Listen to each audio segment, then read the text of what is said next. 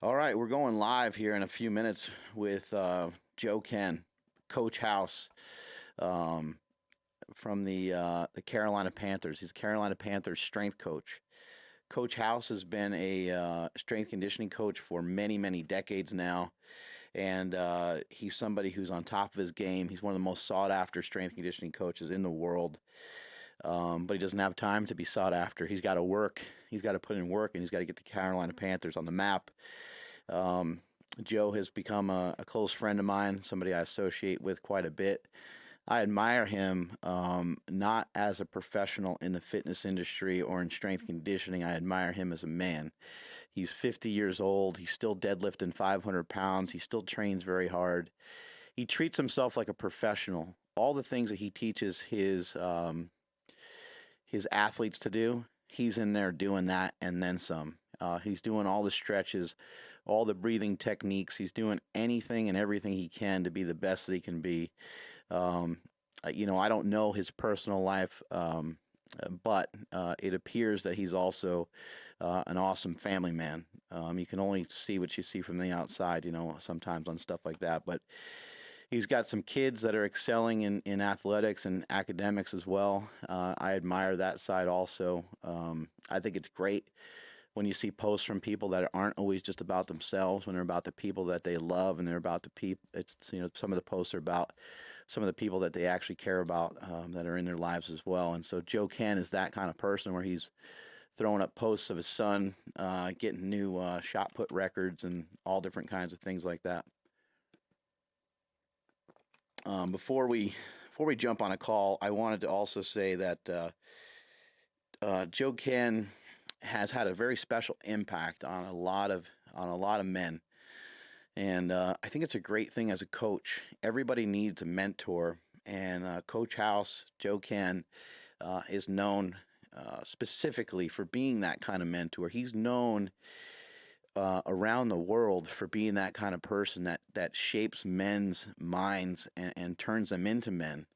One of them being Gigantor, the 6'8", 435-pound world's strongest man athlete, Brian Shaw. And another one being Kyle Kingsbury, just to name a few. Like, these are just few guys that come to my mind. But I remember in doing this podcast for many years now, I recall running into a lot of people where I say, like, what motivates you? What's behind this? What's this drive? Where's this coming from? And they'll say, oh, I worked with Coach House at ASU. Coach House was at ASU for 7 years. He's been at the Carolina Panthers for many years now. And he's going to share his story with us today. Let's get him on the horn there, Andrew.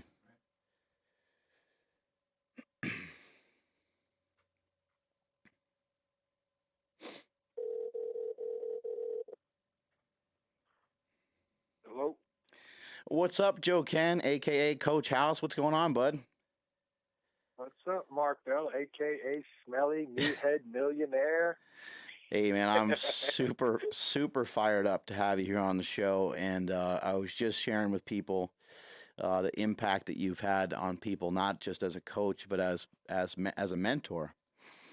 We've had Gigantor, Brian Shaw on the show. We've had Kyle Kingsbury on the show, and they gave high praise for you. They were just like, man, I wouldn't know half the stuff I know today if it wasn't for Joe Kenn whipping us into shape. What are you Yeah, doing? well, What are you doing to some of these guys first, to gain that kind of command? I don't know. I guess it's a gift. But when you have really good people who want to be the best, as you know, it's a lot easier to motivate the motivated. It's hard to motivate the unmotivated person. And fortunately for me and my journey and strength, I've been very blessed to be surrounded with people who have been highly motivated and just took a liking to my processes and the way that I would give them the opportunities to succeed. We were going to have your wifey on the podcast today, but she's a little under the weather. But I think that the family aspect of all this is important too. Being a coach of any kind is extremely time consuming. How in the world have you been able to make all this work? You've been a coach for how many years now? This is, I think, year 30 as coaching. Yeah, Oh my my God, wife how is a old little are you? under weather. 51. There we go. I'm an old man. I'm 30, 51. But 30 she years said of coaching. if Wow. you need her to come up, if you need her to come up, she'd be more than happy to come up. But a big, she's the rock of the family first and foremost. I'm extremely fortunate. I tell every young coach that's coming through that it's very, very important if you have a significant other that they understand that coaching is not your typical 9-to-5 job that you're used to seeing your parents have, where they're going to be at the same place for the same amount of time and accomplish a 50-year retirement party and get a gold watch. It just Right. doesn't happen in coaching. So you have to be, your partner has to be somebody who understands that and realizes that it's going to be slightly atypical than the standard, live at your hometown, live down the street from your mom and dad, grandparents around to help raise your kids. A lot of times, depending on where your travels are, it's just you and your wife, and you're looking around, and the nearest relative is 3,000 miles away. So it's extremely important, and she keeps it real 100% of the time and keeps me grounded. I mean, she was the first one that really said it to the point where, hey, you got to leave work at work, and when you come home, it doesn't matter how tired you are. You got 2 sons that need you, and you better be there for them 100%, just like you are your athlete. So it's extremely hard. I mean, there's no doubt about it. And now, at this point in my career, my kids are older, but now I've got grandkids, but now I'm chasing around little grandkids around the house. So it's fun. It's a cool deal. It is extremely hard. If anyone tells you a coach's family is easy, they probably have been very, very fortunate to be hunkered down in one place for a long period of time and being able to establish themselves in the community to a point where it wasn't worth making the trips around the world trying to look for something. That's a lot of people look for certain things and they're looking for the grass is greener, and I think a lot of times that backfires. I've moved, but nowhere near as much as some other people I know, and then more than others. I just felt like in my career and the things that I wanted to accomplish, there were certain things and certain challenges that I had put in front of me from a career-wise, that it was important for me to make certain professional moves to see if the things that I believe in can be transferred over to a totally different clientele or slash athlete. What you mentioned about, greener pastures basically is interesting because, that can come in so many different forms. But when I'm talking to people and I'm telling them, hey, we're trying to put up points on the scoreboard, I'm referring to it in many different ways. And actually what I've learned over the years is that there's more than one scoreboard. You got your scoreboard at work. You're putting up points over there, and that's where you buckle down. You get tough with the guys. You make sure everybody's doing all their stuff. You're getting all your stuff done. Your staff is getting everything done. The athletes are in the shape that you want. That's you putting up points at work. Those points don't transfer over. You can't take those points home with you and be like, hey, I'm the man. And when you get home, you no longer have any responsibilities. You don't have to take out the garbage. You don't have to help clean up the kitchen. You don't have to help cook. You don't have to help get the kids to school. None of those points matter, right? 100%. I mean, it's funny you say it because my wife constantly reminds me sometimes when I come home and you're walking around like you're still in coach speak, and she'll say, "You're not with your cronies right now. You're at home. you got home things to be done." So yeah, it's a crazy balance, and you can get caught up in it because the athletic. I mean, it's no different than you guys training at super training, and guys are you're on a roll. Guys are PRing left and right. The camaraderie's high. You're all fired up. You're in that like meathead madness, and you walk home and you're trying to walk around with your chest out. Your family ain't worrying about who set records. They want to know you're going to be their dad when you're eating dinner at night. I mean, yeah, and something else I share with people too is multiple hats. Yeah, something else I share with people too is, people want to try to make things complicated, and they talk about quality time. I don't think it's about quality time. I think it's about quantity time. Like literally just being there. Sometimes you're not doing anything. Sometimes one kid's off in the other room. Your wife's watching her show. You're watching your TV show, and the other kid's taking a dump or something like that. It doesn't And have to always be that there's this big planned out trip to Disneyland or there's this big thing planned out.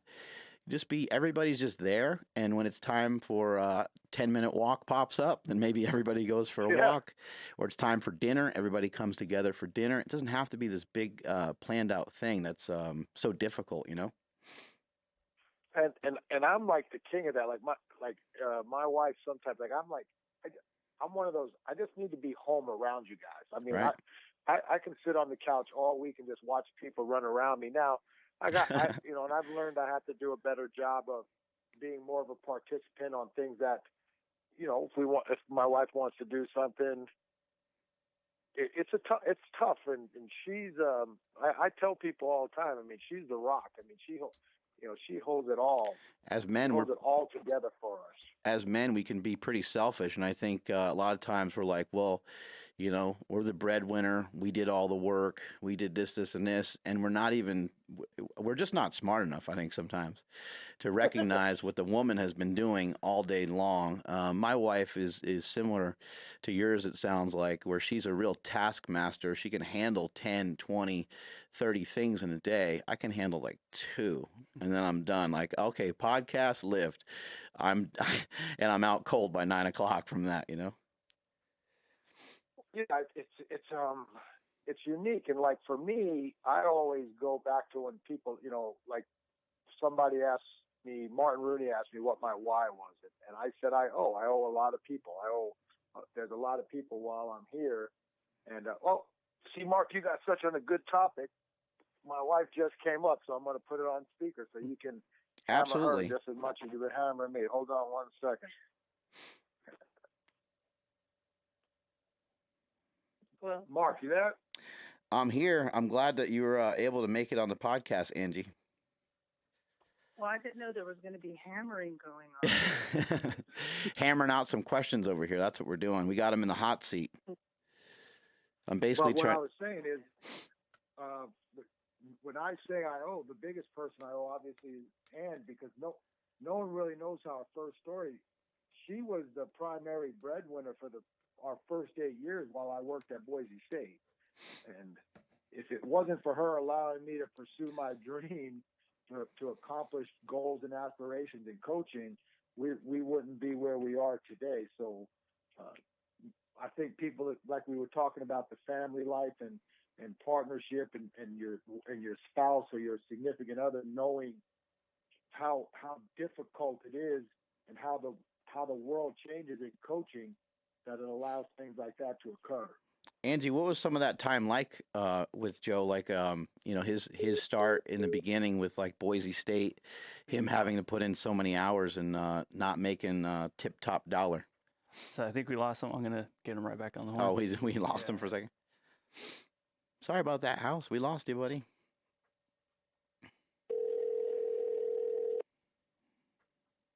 His fat fingers hung I up was the gonna say phone. you fat fingered it. Yeah. Hello? Yeah. Hey, man, I think your fat fingers hung up, Joe. No, what happened was my son is throwing, and he just tried to call us, and I kind of screwed it up. But yeah, my wife will take over for that one.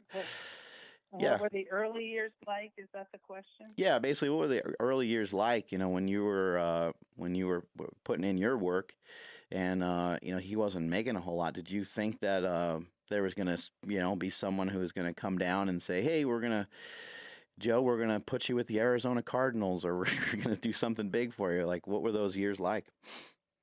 Yeah, I always say it starts way before that. You have to choose wisely when you start to think about a mate in life. And I always knew he would be successful. I never doubted it for a day because I could tell by the kind of guy he was on the playing field and all the dedication he put into that. So I never had a doubt. It never bothered me at all. Come from a really hardworking family. And so that never was a problem. I am always surprised because today we've gotten away with some things that you could never have gotten away with, could get away with today. Like we had our first child, and my husband was coaching with my son in a baby Bjorn while I was working. I have no idea why Boise State allowed that. And then there were times when he was bing-bonging around the weight room in one of those baby walkers. He grew up in the weight room. There's just no way they would allow that today Right. For liability reasons. But, everything kind of came into play the way it needed to. I never had a doubt. It was just a matter of working it, and I knew the kind of person he was. I knew he wouldn't give up. I knew he was smart. I knew that he was always constantly driving to learn and do. Even in his sleep, you could see his cogs of his brain going. So, there were hard times, but we were simple. We lived simple. We never tried to keep up with everybody. And so therefore, we didn't put a lot of stress on ourselves. We drove the same car, a 76 Monte Carlo, had duct tape holding on, not duct tape, athletic tape. We used to put tape from the athletic training tape, room.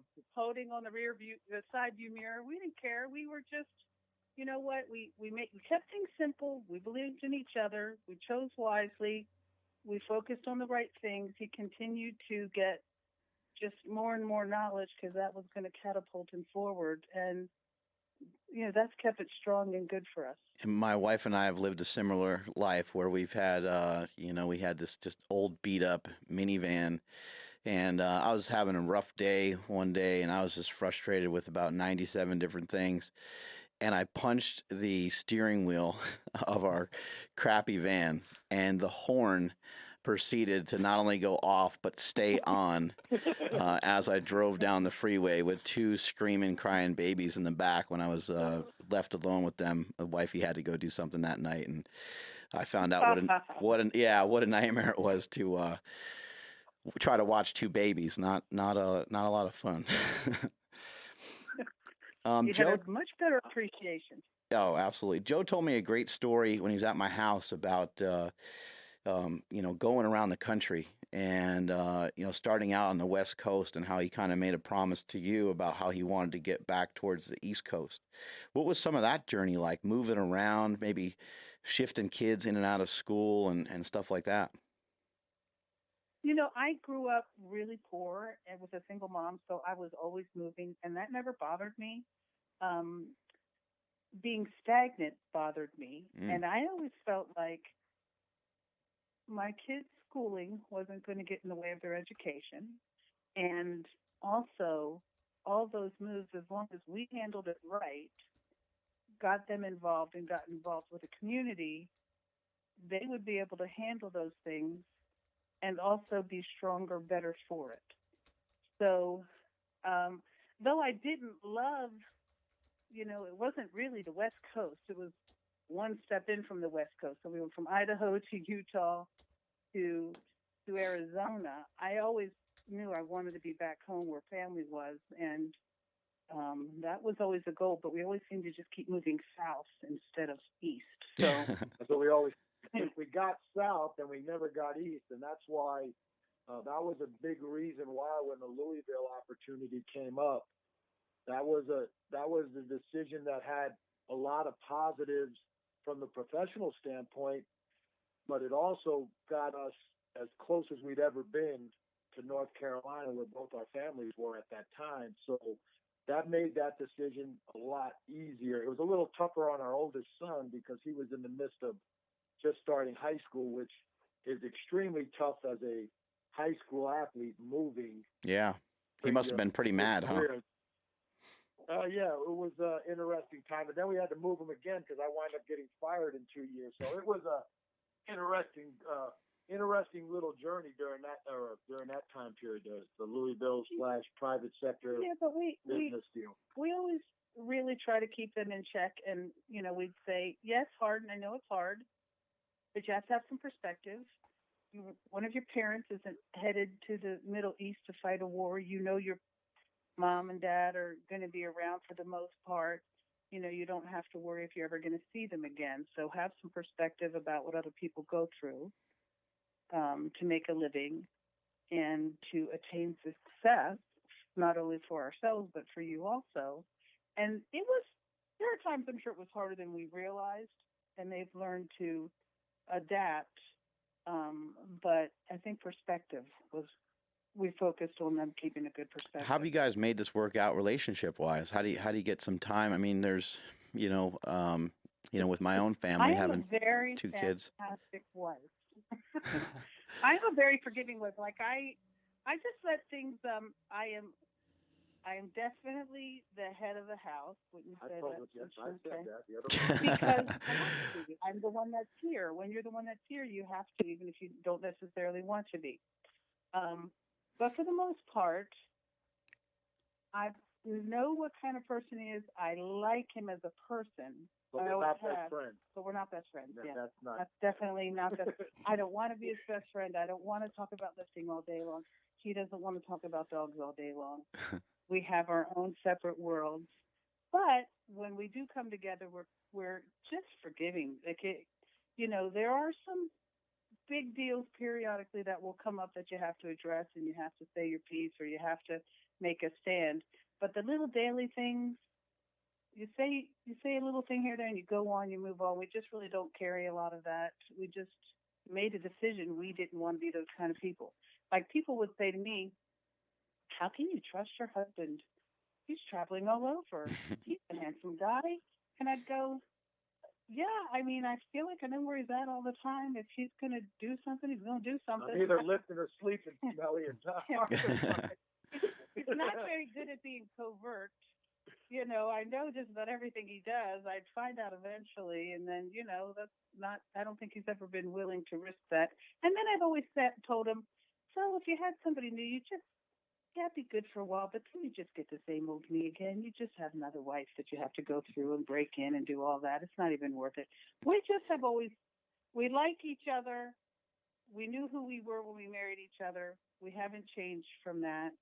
We've forgiven each other our little shortcomings, the big deals we work through, and we let each other go do what we want to do, and then just, don't get each other's way. Has he ever turned into the coaching monster that he is on the field with your kids? No. No. So he used to come home and say, hold on. He did not. Stop it. He used to come and go, "Why doesn't anybody listen to me? Why won't nobody respects me?" I'm like, "Honey, we're not your team. We're not your cronies. We're not your groupies. We're your family, Yeah, I got the same thing at my house. No one's scared of me at all. It's pretty bad. Yeah. But yeah, there have been a couple times I've had to yank him back from overtraining the kids. My son had 104 temperature once. He was deathly ill, and then I'm looking for him, and I see he's got him out in the garage training, and I'm like, Arizona no at 120 degrees. Yeah, it's not happening. Get back here. And then I'll tell you this too, Mark. One of the things that my wife always said about our travels was that she really felt that was a good learning experience. Like my wife, like she said, I wasn't going to let school affect her education. The diversity and ethnicity that they got to see by hanging out in those weight rooms all those years, because a lot of times in some of the places we lived, it was highly populated by one socioeconomic type of person, and they always got a real life feel of hanging out in the weight room and seeing a multi-diverse and ethnic environment and community. Right. They got to see their dad treat everyone the same. Yeah. That's huge. Yeah, and they can blend in anywhere. Like my two sons, they could be in a lot of different spots, and they can fit right in, especially my oldest. They go to the hood at your friends whose dad landed helicopter in the backyard. They have no problem mingling and figuring out where to be and how to act in each situation. So, Mark, you can ask my wife. She remembers when Gigantor wasn't the Gigantor he is now. Would come to our garage and lift weights with us. Just a baby-faced little boy. That's how I remember him. Just a very sweet, mild-mannered, quiet guy. And now he's the monster we all call Gigantor. I had no idea what was brewing underneath the surface. None. Joe, give me the background on Brian Shaw. How did some of that come to be? Yeah, so we can even give you the name. We can give you everything. So we were one of the first schools that really, I think, did a really good job at Arizona State of putting together a curriculum-based internship program for rising strength coaches. And it was a non-paid, it was completely voluntary, and we would go through we were more stringent hiring interns than we were some of our paid coaches, because it was a serious commitment. We're asking Utah? This is at Arizona State. Oh. 15. We're asking 15 weeks of your commitment where you can't get a job to make money. It's a 6 a.m. or earlier to 6 p.m. 5-day-a-week position, and your goal is to acquire enough experience and hopefully, in the eyes of the people you're working for, a couple of references to help you get a job. So part of our process was you had to send in videos of you coaching an athlete going through lifts. So my assistant at the time, who was running some of that, Josh Storms, who's now the head strength and conditioning coach for the Memphis Tiger football team, comes into me and goes, "Hey, I think we got," this is paraphrasing, "Hey, I think we got a really good intern, and I don't know what he looks like." I go, "Well, what do you mean you don't know what he looks like? You got the video." He says, "The guy's so big, his head's not in the video. He's some type of gigantor or something." And I said, "Well, we're bringing that guy in for sure." And the day he walked in, he was 325 pounds, and we nicknamed him Gigantor, and he just morphed into that nickname quite well, I would say. And he I'll tell you this, you can see when you listen to him on his podcast or on your podcast, on interviews, how meticulous and detailed he is with his training. And forget the fact that he's a freak athlete. They're all freak athletes. Right. You don't win what he's won numerous times without proper training, and that goes all the way through the nutrition and the sleep. He would have been one hell of a strength coach. There's just no doubt about it. And in some ways, he is now coaching his online programs Right. and coaching his training partners. But if he would have stuck with that career, he would have been as successful as he is as a strongman. But in the end, I will always say this about Brian.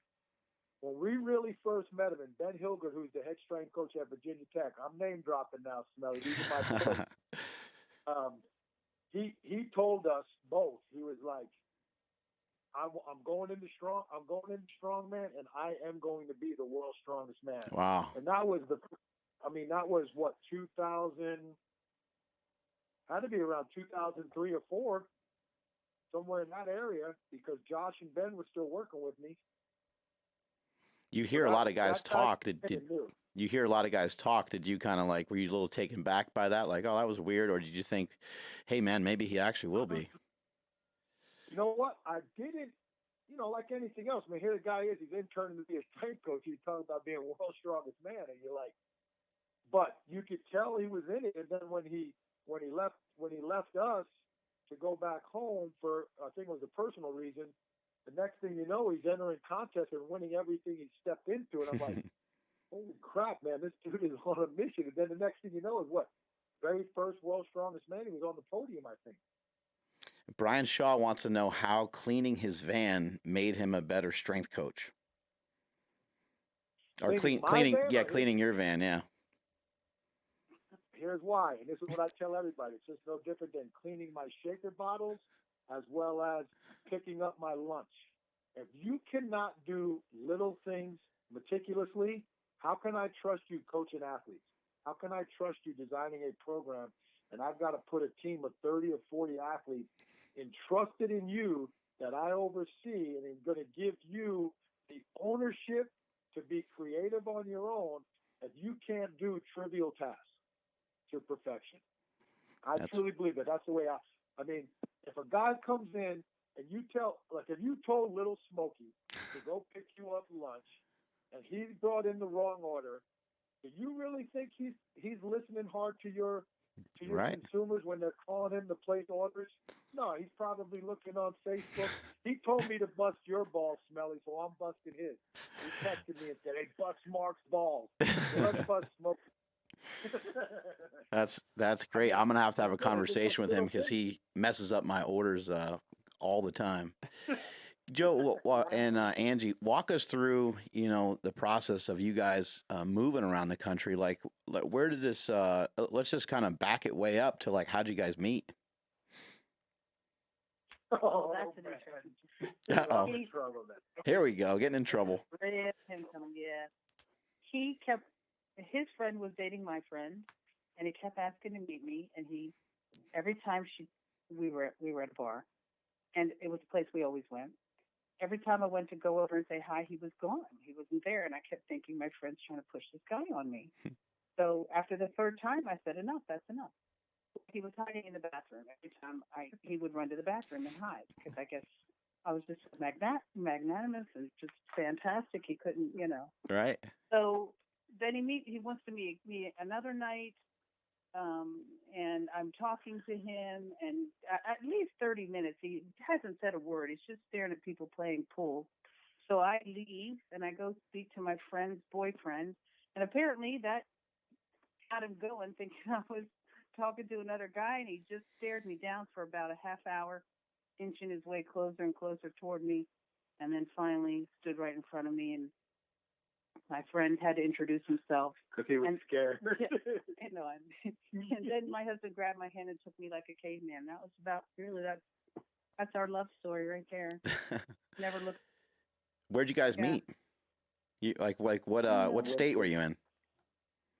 Winston-Salem. Yeah, Here, I was what year was that? 87. So I was a junior in college, and my wife was that's where she and her family were from, and got lucky that my good friend that I played with was dating the girl that he was, and I saw this. You guys, people think things are corny. When I walked in the club that night, I did pass her, and I was like, wow. And then who would have thought that, like, the woman you see, you're like, that right there, that's special. And then next thing you know, you're married going on 29 years this June. My favorite part of the story is Coach House in a club. That's my favorite part of the story right there. I can't. Oh yeah. Hard time envisioning that. Okay, so let's back up. So there's, you're from New York, and I'm from New York. Yep. So and in the end, that's the city that never sleeps. Winston-Salem, North Carolina, you can call that the dead city, because that's the city that always sleeps. So when we were in college in the mid '80s, there was very, very little places to go in Winston. A lot of times we would drive to Chapel Hill and hang out at Chapel Hill at the University of North Carolina. So where we were, there was one club, and then across the street was like this biker bar that just served beer and chili dogs, and we shot pool. That's where I hung out. And they closed it down, so I had to start going across the street. If they never closed it down, I may have never met my wife. You'd still be eating chili dogs. Chili dogs and drinking Busch Light for $1 and just shooting pool all night. So you played you played football at Wake Forest, right? That's correct. And then how did things progress from there? You went to school, got education, and then where do we end up going from there? So again, I was extremely fortunate that I had enough skills at that time to earn an athletic scholarship to go to college. If that wouldn't have been the case, I would have wound up being on the sanitation district number 1 with my dad. So I had really, really good high school coaching to give me the skills to really excel as a high school football player in the early 80s. The other positive I had going my way was my dad went to the same high school I did. My high school coach played football with my dad at that high school. That my high school coach actually dated my mom before my dad started dating her and got married. So they were extremely close. And it was I couldn't do bad in school because my dad knew all the teachers and he had my grades before I had them. And he was not a super good student, so he wasn't going to allow me to be a poor student. And I was fortunate enough that with my grades and my abilities that I got to choose where I went to school. I chose Wake for a lot of reasons. I was fortunate enough that another Lawrence graduate is Lyle Alzado, the famous football player, and obviously Absolutely. a lot later in life he got into, he came clean and took a big hit for it. But I will backtrack and say I trained with him several times, and we all know the positives and negatives of steroids, and it's more of abuse and use, and we can talk about that a different time. But no one worked harder than he did, and that was a big thing where we came from, was just outworking everybody else. So I picked Wake because it wasn't because of the academics, although it's one of the toughest schools in the nation. I was going to be a big fish in a little pond, and I was going to the NFL. I mean, there was no delusions of grandeur at that time. It was, I had a very good visit set up. Syracuse was a big offer for me. University of South Carolina and Wake were my final three choices. But when it was all said and done, it was like, okay, where can you go, start the fastest, enhance your football career, and give yourself the best opportunity to play in the NFL? Because I'm a big believer in, to this day, and a coach told me this in recruiting, if you ask a high school senior that's getting offered scholarships what their ultimate goal is, if they don't tell you they want to be an NFL football player, I don't know if they're really prepared for what you're asked to do as a Division I football player. Now, obviously, we all know you get washed out. It's just the best of the best of the best play at the NFL level. And every year that I'm fortunate enough to watch these guys, the more enamored and the more just in awe I am of the capabilities that they do at this level. So for me, my delusions of grandeur got cut short because I blew my knee out as a freshman in spring ball, and back then the surgeries and the rehabilitation processes were nothing like they are now. So I wound up tearing an ACL and MCL, and long story short, I had 5 knee surgeries in the first 3 years. I got very, very fortunate that I was at least able to scratch a career together and wound up starting my last 2 years as an offensive lineman after going there as a defensive lineman. By then, I already knew I was going to be a strength coach. I knew at 19 years old that this is my deal. I love training more than I love practice. I love being around the weight room. I just loved everything there was of it. And a lot of that's back from my high school coach, Rich Mallow, because we had organized weightlifting as a high school football team in 1981 and 82 and 83. No one was doing that. So it just all kind of morphed for me. And so we knew we wanted to be a coach. My wife was signed up for it. She understood it. And the great thing about it was my wife was one of my best training partners at that time. She was committed to the fullest. There wasn't a time that I didn't want to say, hey, let's go for a run or let's go in the weight room, that she wasn't there, right? But she was my first real powerlifting coach. To this day, she is the most critical of my depth on the squats than anybody I've ever had. She'd walk in the weight room and go... Accurately critical. Yeah, she'd be like, why are you letting them squat that high? I'm afraid to tell him. You can't be afraid to tell him. She would tell my assistant that when we were at Boise. Nobody would tell him. I'd have to tell him, and then he would get mad at them for not saying anything. So I knew right away I wanted to coach, and I got real fortunate. My wife said it's one of our best jobs ever. So a former coach at Wake Forest got a head football coaching job at a prep school down in Fort Lauderdale, Pinecrest Prep. And after his first year there, my wife and I were getting married. I had just graduated college.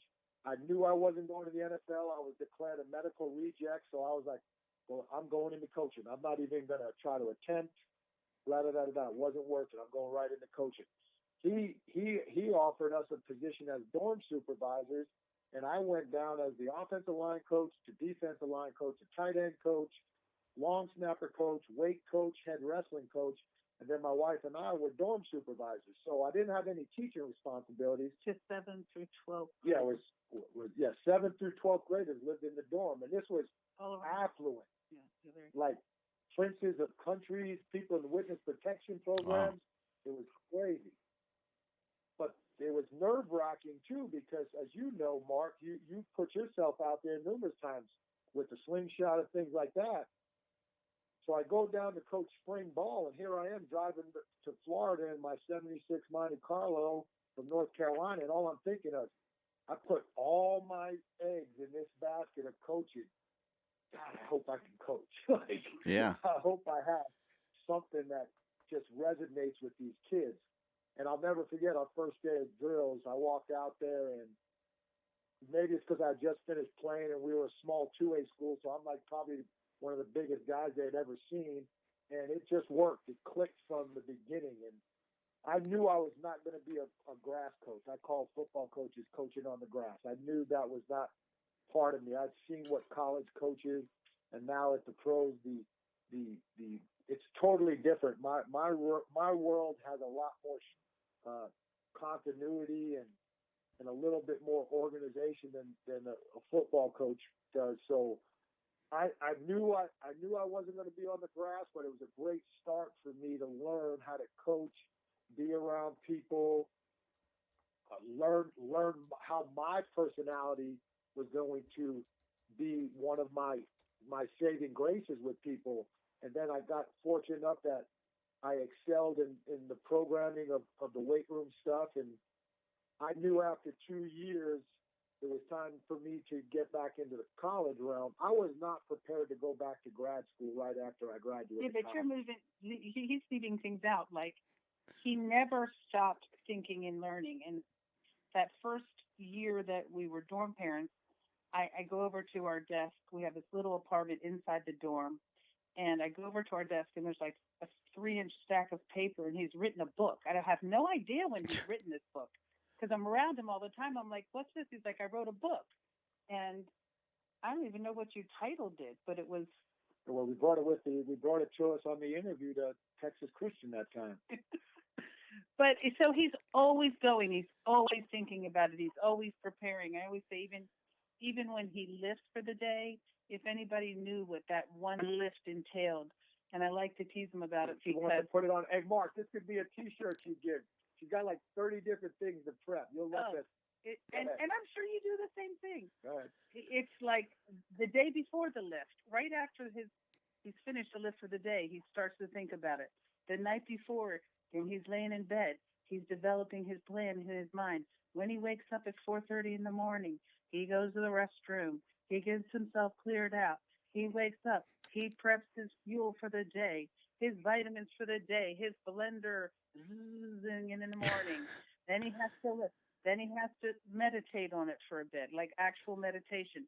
Then he will go, and there will be stretching, and that takes like a half. This is why I can't lift with him anymore. Half an hour stretching, then prepping everything. Then he actually gets to lift.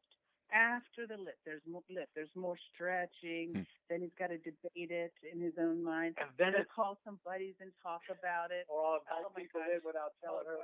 Hey, where are all these people showing up at the house? Oh, I have at a deadlift party. Yeah. When were you going to tell me? But it turns into like a 4 or 5 hour process, and I just have no desire to be involved at that length. But anyway, his entire life is like that. His entire life has been a prepping, a learning, a doing, analyzation, more prep, and it even down to like the slightest little things. There's not really very much winging it from the hip. It's all very methodical, and I guess that's why we go along, because I'm a fly by the seat of my pants kind of gal, and he's like, she'll say, let's do something, and I'll like, well, when do you want to do it? Well, and she's like, right now. I'm like, well, it's very hard this weekend. Yeah, it's very hard for him. You get anxiety. He probably gets anxiety. Yes. We complement each other. He keeps me in line when I need to, plan things out, and I make him be more free-spirited, and together somehow it works pretty good. But anyway, he can continue the rest of his journey, but it's always very methodical with him. So then we were after, and so when we got done with high school, And I loved that job. Yeah, it was we Because it was were still 7 miles mark from the original Fort Lauderdale spring break beaches. Oh, nice. Yeah. Yeah, we were right in the thick of things in Fort Lauderdale. It was really you couldn't have asked probably for a better start in coaching than not only the fact that the kids were really great, but the whole the small campus environment. Yeah, they lived on campus free. We had a salary for back then that was very, very good, and we had no living expenses. What a way to start off your first 2 years of marriage. Yeah. And no pain in the ass kids yet, right? No, we didn't have kids. Lovely. Oh, we didn't have any. Yeah, we didn't have kids until. Well, we counted the dorm kids as our kids, or at least I did. Some of them still write him to this day. Wow. And tell him what influence. We had dinner with one very successful young man who, at the time, Spanky Johnson. Anyway, his real name was Spanky. It's actually that's Paul, I think. Yeah, but anyway, I love those kids. I still love them. I still, I'd go back there in a heartbeat. It was a great experience for us. But it gave us freedom to just enjoy each other our first couple of years without worry of bills and stuff like that. So during this time, I don't know if you remember, this was probably 90, 91. One of the first, well, not one of the first, but that minor league or an accessory league to the NFL opened up called the World League of American Football that people now will remember as the World League. And they were having open trials, and I'm like, man, I got to try. I said, I know I can play in this league. Like, I just know it. So I called my head football coach up from college and said, let him know what I was thinking. He goes, okay, we'll see what we can do. And I wound up getting an invite to one of the 7 camps. Long story short, I did very, very well. And they told me, okay, you get to go to the next step.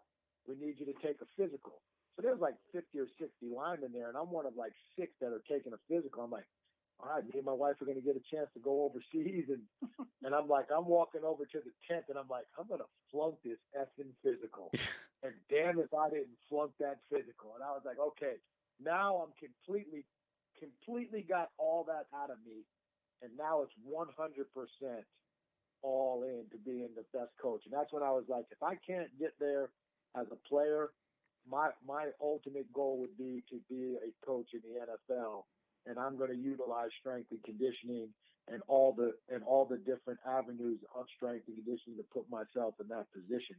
So from there, I go back to Wake Forest to work for my strength coach, and my college coach at that time was Bill Dooley, was still there. And I'm over there, and we were going to possibly stay there and work there as a GA, but Coach Dooley gave me some extremely great words of advice. He told me when I went and met with him, I said, Coach, I really want to stay. I'd like to see about getting into grad school at a school in Greensboro, because the grad school at Wake I wasn't going to get into, and work for you. And he was like, Big Joe, in his Southern drawl, Mississippi Southern drawl, he goes, you know everything there is to know about Wake Forest strength and conditioning. And he goes, I need you to go out and learn other stuff, so when I bring you back, you're ready to enhance our program. When he said that, I was like, all right, I got to look for a job somewhere else. And we applied for a lot of graduate assistant positions. We actually got offered the job at Texas Christian, and things didn't work out as far as graduate school and the requirements that I needed to get in. And Coach Yoxel, who was there at the time, who wound up going on to UCLA and Auburn, with 2 of the biggest schools he coached at, was like, man, I feel like I need to help you. He got us connected with Ron Thompson at Boise State, and we had about 3 offers I was going through. But the reason I chose Boise State, and at that point in time I didn't really realize how far we were going, was I was going to be able to work with a large number of sport teams. The other places that I had the opportunity to go to would have been 1 or 2 teams with football, where at Boise State, it was just myself and Coach Thompson and 18 sports. So I was going Wow. to be exposed to 18 sports. And no budget. And no budget. River Rock. Yeah, I mean, it was, and I believe this. I know, Mark. I know you've heard it too, because you're on the podcasting circuit. You know, a lot of people in this day and age in sports and athletics are really harping on the multi-sport athlete at a younger age. Don't specialize. Don't specialize. Don't specialize. And I really believe that it's very similar to what's happening in strength and conditioning, where younger strength coaches, because of the way the dynamics of college are changed, are specializing as one sport strength coaches too early in their career. Oh, I and see. they're not diversified enough in training multiple athletes. I really believe that they're doing themselves a disservice. That the more athletes and the more sports you can be involved with early on is going to make you that much stronger if and when the time comes where you're going to go into a specific sport type of strength coaching. So I think there's a lot of similarities between multi-sport athletes before specialization, as much as I believe in multi-sport strength and conditioning before specialization. Like, a lot of people obviously tie me into football, but my wife can tell you, my first 2 years at Boise State, I was the gymnastics strength coach, the women's basketball strength coach, the women's volleyball strength coach. Those were my big three. That we went to all the matches, practices. Those three coaches in particular were truly influential in me getting the head strength coach in job at Boise State 3 years later. I mean, June Doherty, Darlene Bailey, and Sam Sandmeyer, they were big supporters to me. I thank them every chance I get in anything I do, because they really allowed me to grow as a coach, grow as a person, teach me the ropes, especially June. June was very, very, she was from the Stanford tree with Tara Vanderveer when they were winning national championships left and right in the early 90s in women's hoops. She held me to a higher standard, and it was a big, big help to me. You don't realize it, just like sometimes players don't realize what you're trying to accomplish with them, and you know, the tough love, the hard coaching, and then they grow up and they're like, man, I can't thank you enough for keeping me in check. It's the same thing with coaches being demanding on you too. They're trying to see if you got the sauce. And What did you learn? Like, what do you think the most valuable thing you learned? Like, do you think that that you really need to know that sport, or is to some extent is coaching?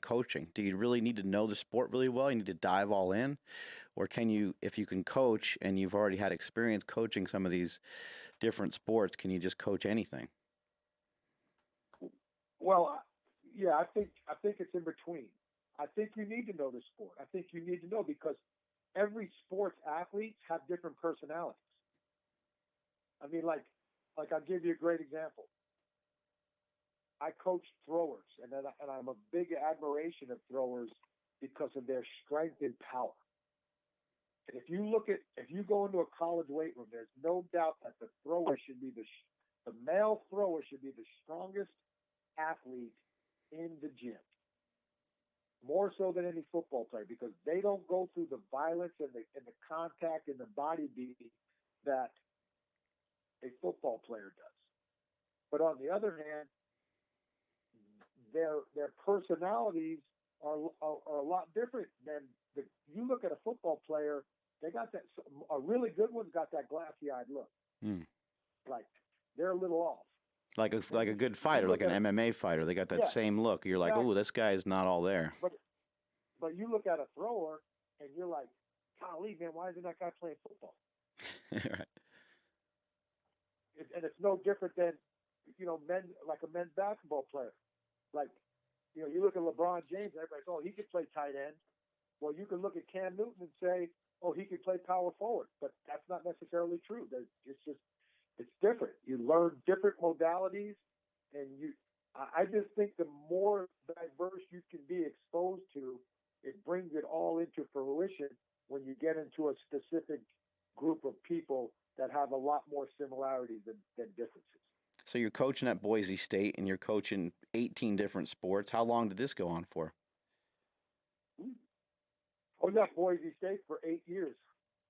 I was there the 2 years as a graduate assistant. I got my master's degree in education. The next year, my master's degree was up. My GA was up. They kept me on for a year as an assistant, and then I was elevated to the head strength coach, and I was there 5 years as the head strength coach. And it was just myself and a GA, part-time assistant, and then we were smart enough to delve into work study money, and we had a lot of students for work study that, like a majority of our powerlifting team we created were my work study strength coaches. We started a powerlifting club, and we were really, really successful, had a national champ and collegiate national champ. I'll give you a story about. So we had a gymnast who got into lifting. She's actually a master's weightlifter in Idaho right now. She was a 132-pound class. In a 7-day time period, she went to collegiate powerlifting nationals and won the title. She pulled a 341-pound deadlift on her last attempt to win, and then the next weekend she scored a 9.8 on the vault to help the team win the Big West Gymnastics Championship. Wow, that's some strength. He remembers how much weight she pulled on that last attempt. She was a 200-pound deadlifter. She benched 200 too. But that was a good experience. We had fun. No budget, and you had to be creative on how to get these kids engaged. He would take them down to the river, which was only a few steps from the weight room. Yeah, Boise River ran alongside the campus, and it had a green belt was an activity belt. And they'd get these river rocks, and they'd weigh them on their scale, and they would, sometimes they'd be down by the river lifting. I mean, that was just to give them a relaxed. On low tide, we'd run them down to the river, and we'd just pick up rocks and start passing rocks around at different sizes and doing exercise. So is that how you train? Is that how you train like 30 or 40 people at one time? Yeah, just like what we call like on our freshman Fridays when we were doing some team building stuff, and we were one of the very first teams when Mark Philippi was at UNLV and I was at Boise State. Mark was big, was one of the best strongman, and he was implementing strongman type of activity down at Vegas, and I started doing it at Boise, just not so much as a variation, but to get the guys out of the weight room. And because we had no budget, I could go down with a half a dozen T-shirts to the tire shop, and they'd give me all the tractor tires I want, because they got to pay those people to haul them away. They'd not give them to me for free. So we'd had like 20 or 30 tractor tires on the field, and we did a tire flip competition with our teams. And so we brought in a lot of the alternative type trainings. And Chris Doyle, who was at Utah at the time, that was always I mean, people weren't doing tug. Now tug of war is like a staple in football conditioning. We started all that stuff in 1990. Like I had a thrower. So you know how the mountain is, in Gigantor are really good at like throwing heavy objects over the bar, weight for height. Well, back in those days, they used to throw the empty kegs, 16 or 17 feet. I had a thrower who's now the head throw coach at Concordia College in Oregon, Jared Rome, who's a 2-time Olympian. He took an empty keg and threw it over a 20-foot high pole vault. Holy crap! So you can't like bang that over. It's got to clear. Right. That was it, and that was in 1996. We were doing stuff like that. So we pride ourselves on always being innovative and at the forefront of stuff.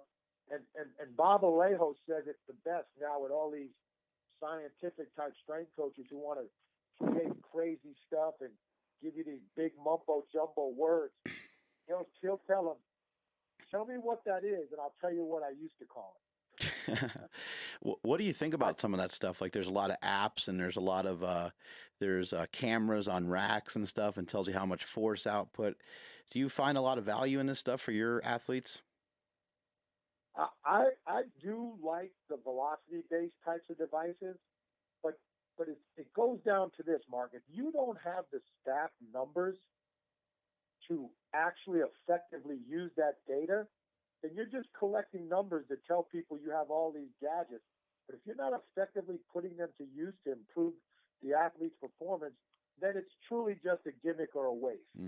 We have several philosophy-based units, but we don't use them with every player. We use them with the players who understand what we're trying to accomplish with them. So again, because everybody's training is looked at differently. I mean, some people know, hey, I have to train at this specific way at my level. At the college level, it's different because you have a lot more. You own the room. I really believe at the professional level, everybody owns the room together. There's a lot more communication. It's a more we're trying to put together the best plan versus in college. I'm laying out the plan, and then I'll figure out what you need because you're not educated enough with your body and training to help yourself by telling me stuff. It's probably a lot easier for you as a coach to get your message across when it's more of a we mentality, especially on that professional level, right? Yeah, if you build your room and you build your philosophy like that, it's very, very successful because, again, the ultimate goal for any athlete is to be at as close to maximal capacity on competition day. And I don't know what that is. I never played professional football. I have to learn from these guys. I have to listen to these guys explain to me what's going on, and then we help try to mesh the things that they feel are necessary versus the things that I think that need to complement that. Like I always tell some of my guys, like at the end, I have to be the voice of reason. And what I mean is I've got a couple of guys who are legitimately 365 days all in about preparing to be the best they can be. One particular athlete always says, House, you know how they keep telling us, you got to have a plan B, you got to have a plan B? He goes, my plan B is to be so great at plan A, I don't need a plan B. And he's a guy who, these are the types of things that you want to do. But like for me, they'll come in and say, okay, here's what I did last year. I want to add this, this, and this because I think I need to improve in these areas. And I'll go, okay, it makes a lot of sense. But what are you going to take out? And they go, well, what do you mean? I said, your gas tank's already filled. You've already got a 20-gallon tank. You're asking me to go to 24 gallons. It can't happen. So if we need to add these things, what are some of the things in the tank that you don't feel are necessary that we can remove to keep you at a 20-gallon tank? Because if you go to 24, now you're going to put yourself susceptible to overtraining and injury in a possible injury occurring because you just don't have enough fuel to attack what you're asking your body to do. That is the main thought process, huh? Like if you're going to add, if you're like, hey, I want my athletes to bench, squat, and deadlift. I believe that this is the best thing for them to do. Well, you just have to account for all those things, and you're going to have to figure out what does it cost you to do those lifts, and at what intensity and what kind of volume are you doing with those lifts? Because if you go in there and do 5 to 5 of bench, squat, deadlift, your football players are now going to be waddling around like powerlifters. They're going to be very sore. It's going to be very hard to recover from those workouts.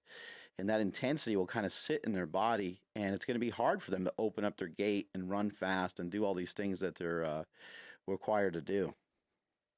Yeah, and that's where, like, when some people go, how strong is strong? I don't want to set certain numbers like, okay, an athlete hits this number and that's good. But there's different ways to get strong. As you know, as power lifters, for example, we're great at bilateral squatting. But I know a lot of power lifters who can squat, in excess 600, 700, 800 pounds and can't do a 95-pound lunge. Right. Where my athletes are better off cutting their squats at, I'm just going random number, 450, 500, and being able to have an extremely higher level of single leg strength because majority of the time they're on, in running, 80% of the time you're on one leg. So Right. it's a trade-off. And, You're looking at different ways to strength train. And plus, here's the other thing people don't talk about, and you know this as a business owner. Don't stress occurs in all ways. Like our guys get off on Tuesdays during the season, and for some of our athletes who have young children, that's harder. That's a harder day than practice. They're trying to do 7 days of being a dad in one day. Yeah, that's got to stress. that's got to be tough. I remember when you got us tickets and we saw them. We saw the Panthers play the Raiders, and I got to see Cam Newton up close. To me, when I looked at a guy like that, it's just I was completely awestruck. I've been around a lot of athletes. I've seen a lot of big people, and I don't know. I mean, I've heard his dimensions before. I've seen video and stuff, but none of that does it any justice. I could not believe, he looked like a thoroughbred. He looked like a Clydesdale. It was really unbelievable. And when I look at somebody like that, it would be a mistake to say, well, who cares about his strength or whatever. But in some way, yeah, who kind of cares like what he squats? It's more about taking him, making sure he feels good, and probably progressing him along just like you would with anybody else, right? His unique program is designed by my assistant, Jason Vengucci, but his strength lies in purely development of his core, like the whole posterior chain and in the abdominal region and the rotation abilities.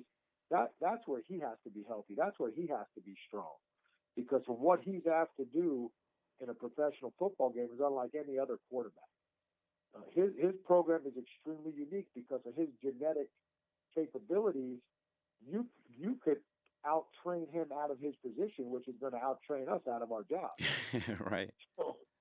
So we are very, very conscientious of it. And Kevin is an extremely hard worker. Like he's an extra guy. He led our team during the season in extra workouts. Wow. That's awesome.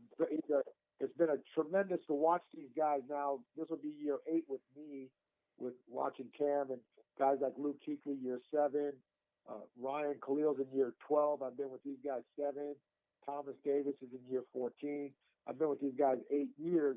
Just watching guys mature at this level is extremely impressive, how they can continue to endure and the longevity. And these are guys, people ask, how do these guys last so long? Because they come to work like they're going to get cut. Guys who don't understand that, guys who think they've arrived, that's the reason, to me, I really believe the NFL range is usually, 2.5 to 3.5 years. It's not because the guy all of a sudden isn't good enough. It's because sometimes these guys think they've arrived. And they forgot what got them there. And then you get these guys who are year 12 and 13, and they're motivated with the fact that, man, they may cut me this year, even though they probably aren't. But that's how they come to work, and then you want to know why some guys are greater than others, and why some guys who come out of college like this is the next great thing, they don't get it. And you like to think they do, but it's hard. It's a hard business. Earlier, you talked about starting out your career in a really good spot where you didn't have much overhead and you were being paid pretty well. You mentioned at Boise State there wasn't really much of a budget, and you're managing a lot of teams. What was that like, and is that what led you to move on somewhere else? Well, I think my wife could help answer this too. I really believe that the budget stuff, not necessarily. I think at the end of the day, I hit a dead end there. I think as a family we were. But you also knew your value. Yeah, and again, there was only so much that they were willing to up the antes from a financial standpoint, right, too. And like anything else, I applied for a lot of jobs, got a couple of interviews, nothing. But I also believe you can't chase jobs.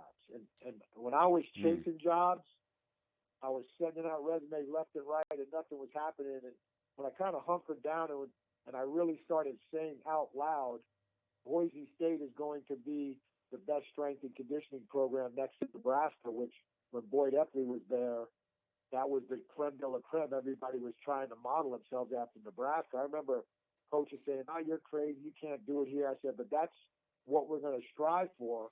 Then when that became my mantra, so to speak, and I stopped chasing, my wife will tell you, I got more job calls and people recommended me for jobs than I did when I was just following the career lightly. Yeah, when you're all you got, and that's why I tell coaches now, don't tell me you're just an intern, because guess what you're always going to be? Just an intern. The job you have now is the greatest job in the world, and that's how you have to attack it. And for me, the Utah opportunity gave me a chance to, at that point, Boise State had just transferred over to 1A football. It wasn't the juggernaut that everybody knows it is now. Utah was a top 40 program. I was going to get to work with the basketball program there that had just gone to the Final Four. It was a big step. I was going to have a staff of strength and conditioning coaches that extremely challenged me, because at Boise I was the Pied Piper. I didn't have full-time staff. Here I had 3 full-time staff, a GA, and several students, one of them being Mark Uyama. So that was a big move. And financially, it helped me accomplish one of my biggest goals. Was I didn't want my wife to work. I didn't want my kids to be daycare babies anymore. She had paid her dues. She busted her butt for us for 8 years.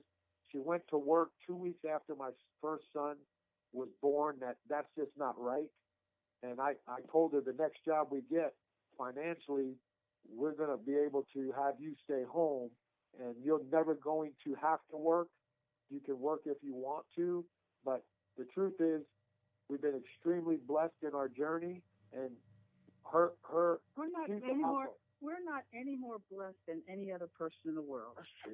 I like to say that. It's not like God just smiles on us. No, you have done all the steps that were needed. We've worked together. You've worked hard. You've progressed. You didn't sit on your laurels, which is one thing that I've always admired about my husband, that he will never just wait for it to happen for him. He makes it happen. It's always a continual process of who can he learn from. Not just who can he know and who can he shake his hand. Whose hand can he shake, but who can I learn from? How can I apply this? And it's always a constant process. So it's not like, we're just blessed. We're no more blessed than anybody else.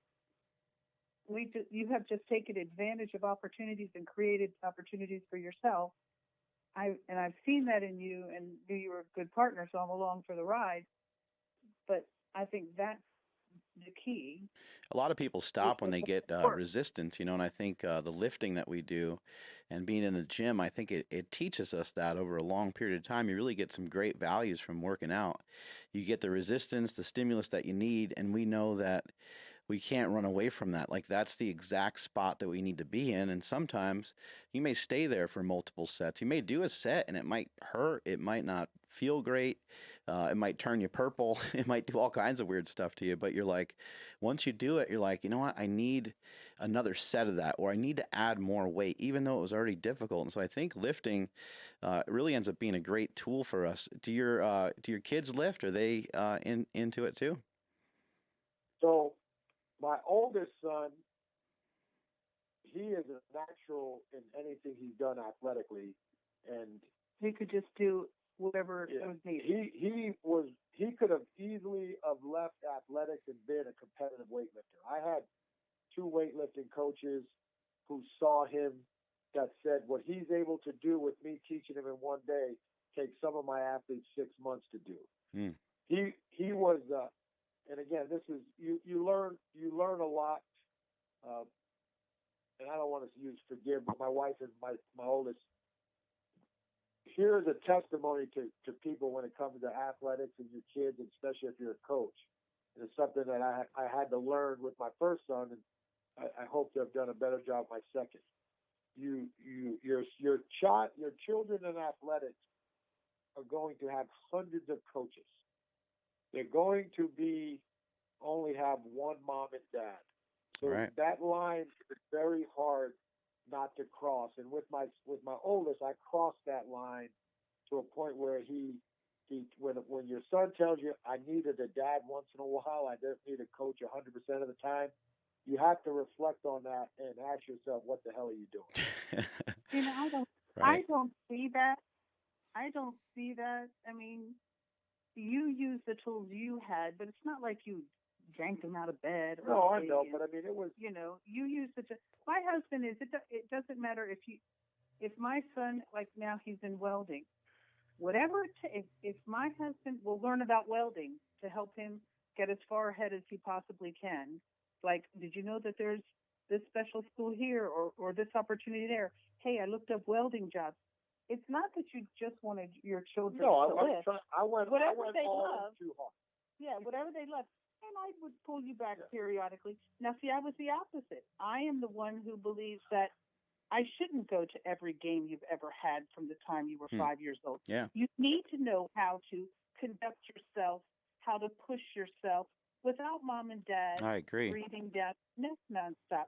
So, Mike, I went to about half of the events for my children. And when I was there, I was usually working the concession stand to raise money for the team. I missed so much stuff in that end, but they knew I was there. When it was an important time, I was there. But these parents that you see running up and down the sidelines and yelling stuff, I always say the cream will rise. If there is talent and they have passion, it's going to rise. You cannot make someone have passion about something.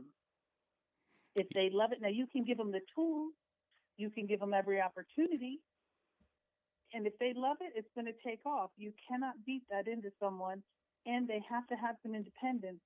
Are they just doing it because you're there, or are they doing it without you there and learning new skills about how to take care of it without you always being there? Oh, how many times you hear a parent say, my son, he loves football. My son, he loves baseball.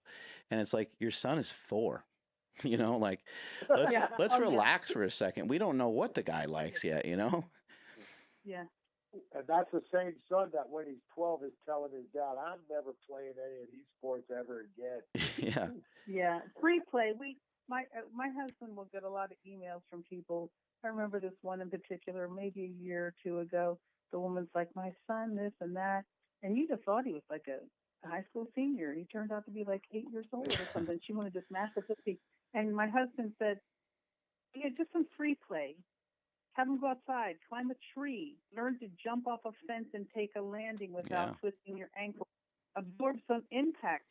Learn, free play is what your kid needs at this point. He doesn't need a professional weightlifting coach at 5 to 8 years old. Yeah, we need some perspective too, because like for me, I learned a lot of my lessons in the gym. Maybe my son and maybe my daughter, they're going to learn their lessons somewhere else. Maybe they're going to have a different perspective on life. Maybe they're going to have a different feeling about life. I grew up way different than the way that they're growing up right now.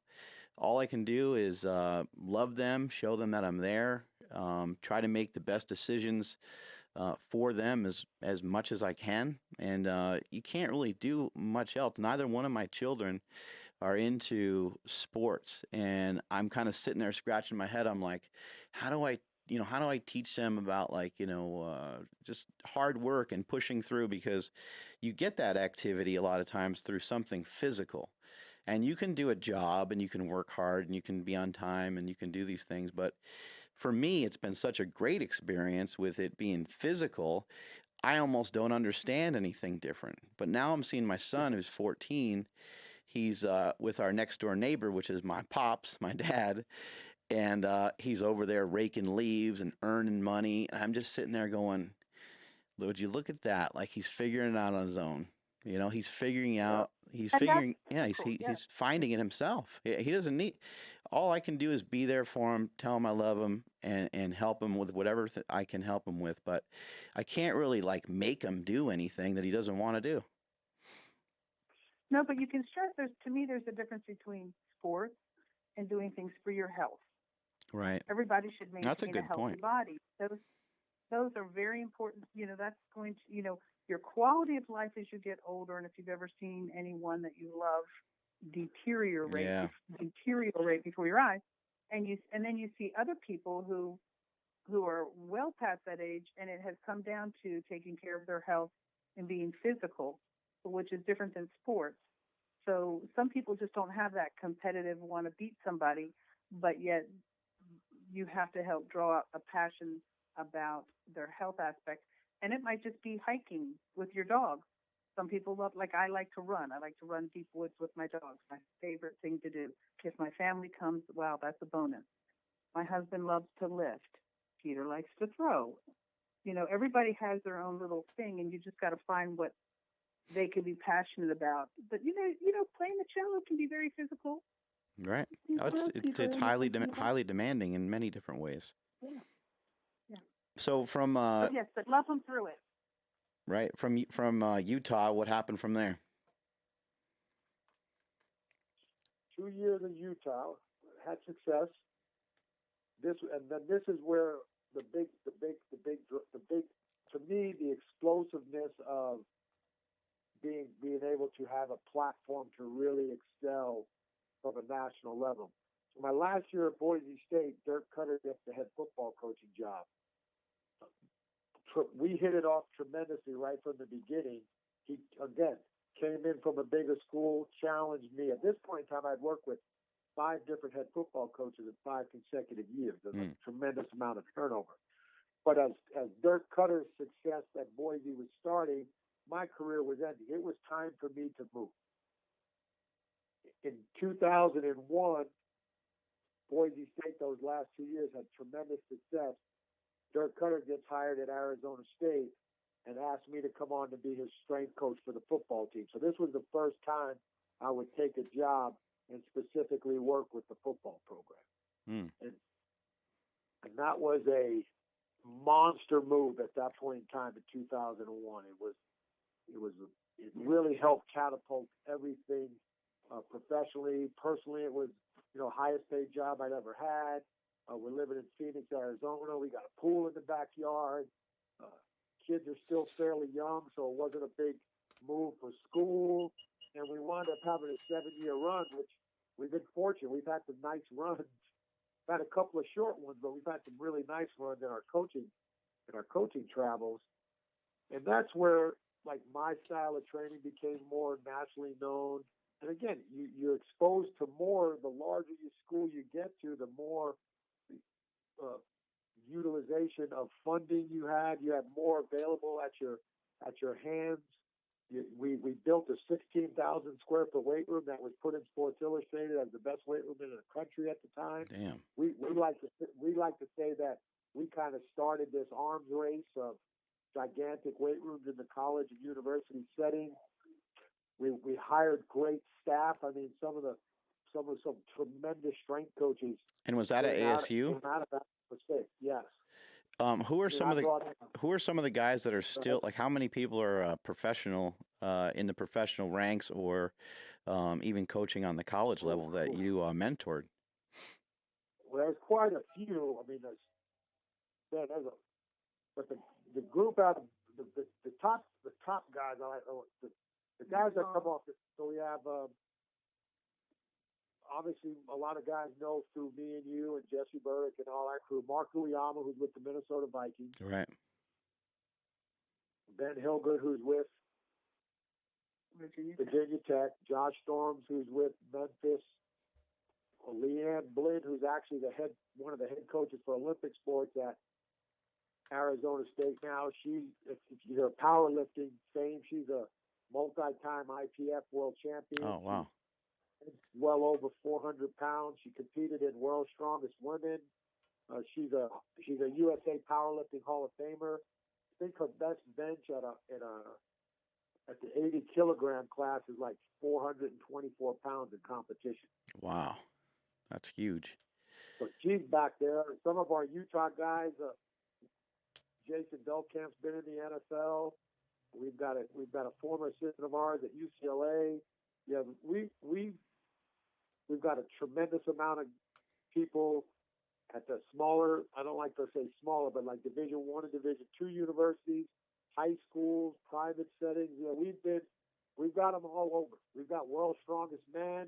We got Director of Optimization that's on it. I mean, right. They're all over the place. We, when you were at Arizona State, there was this famous seminar that happened in Las Vegas, Nevada, and it was very rare for Louis Simmons to ever leave Columbus, Ohio. And at the seminar, which was like in the basement of, I think the Bellagio, was it? Is that what it was? Venetian. Yeah, The the historic Venetian. room of the- This gem of a seminar popped up, and it was Louis Simmons, and it was Mel Siff, the author of the book Super Training. And I went there. My wife was the breadwinner for our family for many years, and she surprised me with getting me this seminar. But you purchased me this seminar and the flight out there and hotel and everything. I was super excited to go to it. I loved all the stuff that I ever saw come out of Westside Barbell. And I was a fan of Mel Siff, even though I had no idea what the hell he was ever talking about. So I go to this seminar and meet a guy that I was communicating with online, a guy named Nico Falciano, I think. I think it's how you say his name. Feliciano. Feliciano, yeah. And he introduces me to none other than Coach House. And we went to this seminar that was like nobody knows about in the basement. And there was like 5, 6 other stud strength coaches that were there as well. Yeah, well, that was when I think it was Nico, who just went for 3 days with a fanny pack and a toothbrush, didn't pack anything else. It was me, you. That's when we met. J.O. Holsworth was there. Yep. Mark Boyama, Cheyenne Petrie, Tom Deslinsky, and Buddy Morris. Yeah, it was like Hall of Fame of strength coaches going on there. It was amazing. That's when you were just starting your wrestling career. You weighed about 220. Yep. That was way before Smelly was Smelly, I guess. Yeah. That was also, at that seminar, I was thumbing through at a little. We had a break, an intermission lunch type thing. I start thumbing through the book Super Training. I'm checking it out. And Mel Siff walks by and he's like, "Oh, you thinking about getting the book?" I said, "Yeah, I got to, run to the ATM." I'm trying to think of an excuse. I did want to buy the book, but I just didn't have enough dough on me. I wasn't actually going to buy it, but I was interested to see what was in it. I heard so many people talk about it. And I closed the book and he goes, "You know what?" He goes, "Give me your hand." And I put my hand out and he shakes it and he goes, "The book's yours." He's like, "I think it'll come in handy. I think you'll really like it." And I was like, "Oh my God, I really appreciate that. Thank you so much." And it was only a few months later, I think, that Mel Siff ended up passing away. And so when I had the opportunity to have my own gym and give it a name, everybody's like, "Well, what's the name of the gym?" I said, "Super Training." And the rest is history. Yeah. The story of Super And now Training it's the Gym. strongest gym in the West, man. The strongest gym in the West. That's right. All right, so you're at Utah. How do we bop over from Utah to Louisville? We're at Arizona. So we're at Arizona State now. Bowl game. The bowl, yeah. We went to. How did that work? Holiday Bowl. Oh, to Louisville, yeah. So after 8 years at Arizona, 7 years at Arizona State, our last year there was a coaching change. We got to stay on. At that point in time, I was been very fortunate. I was retained by every head coach when we've had a coaching change. But again, as you know, sometimes it's time to go, and the Louisville opportunity came up actually while we were at the bowl game in San Diego at the Holiday Bowl. That a fortune teller. We were walking through the park. No way. And we don't do fortune. Honest to God, we don't fortune teller people. Yeah, She stops us and starts to tell him some things, and tells me he's got a big coaching change coming up. It's going to be really cool. Tells him the name of the 2 new bosses. She doesn't say where it's at. And we're like, "Okay, great," because you're having a great run at I'm still busy. Yeah, I might still be there. And you're not planning anything, and it was pretty weird. Yeah, my son had just started high school. They had a brand new school out in Gilbert, Arizona. He wound up king of the castle there. Starting quarterback, killing it. They're going to build the whole program around him. I'm not looking to go anywhere. And get a phone call, and we start talking, and the lady got the names right. Yeah, I mean, like the head coach and the athletic director. Wow. It was very weird. Yeah, we made the move, and it was like I said, that was the time to get us closer to home, closer to family. And actually, our families that was the main were able to visit us more, and long story short, we didn't win enough games, and we got first time I was Ever fired? or Actually, we weren't even really fired. just not retained, which means getting fired. Everybody else was fired, and they had you We were on we, for a couple we, months. Yeah. we were not retained. You know, So, that's a good that's lesson. okay. That's a good lesson, I think. I think a lot of times people think if you just work really hard and you put in a great effort, that everything's just going to work out. And we've seen that time and time again. That doesn't happen in the weight room. It doesn't happen with trying to get a better deadlift, bench, squat. And it doesn't happen in life. It's not reality. You can work really hard and you can be dedicated to something, and you can still not be able to hold on to your jobs in some cases. Yeah. Your part. I always say it.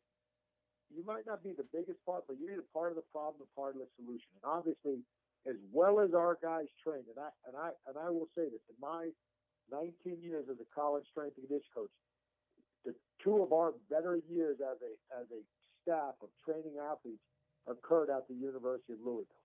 But in the end, for various reasons, we didn't win enough games.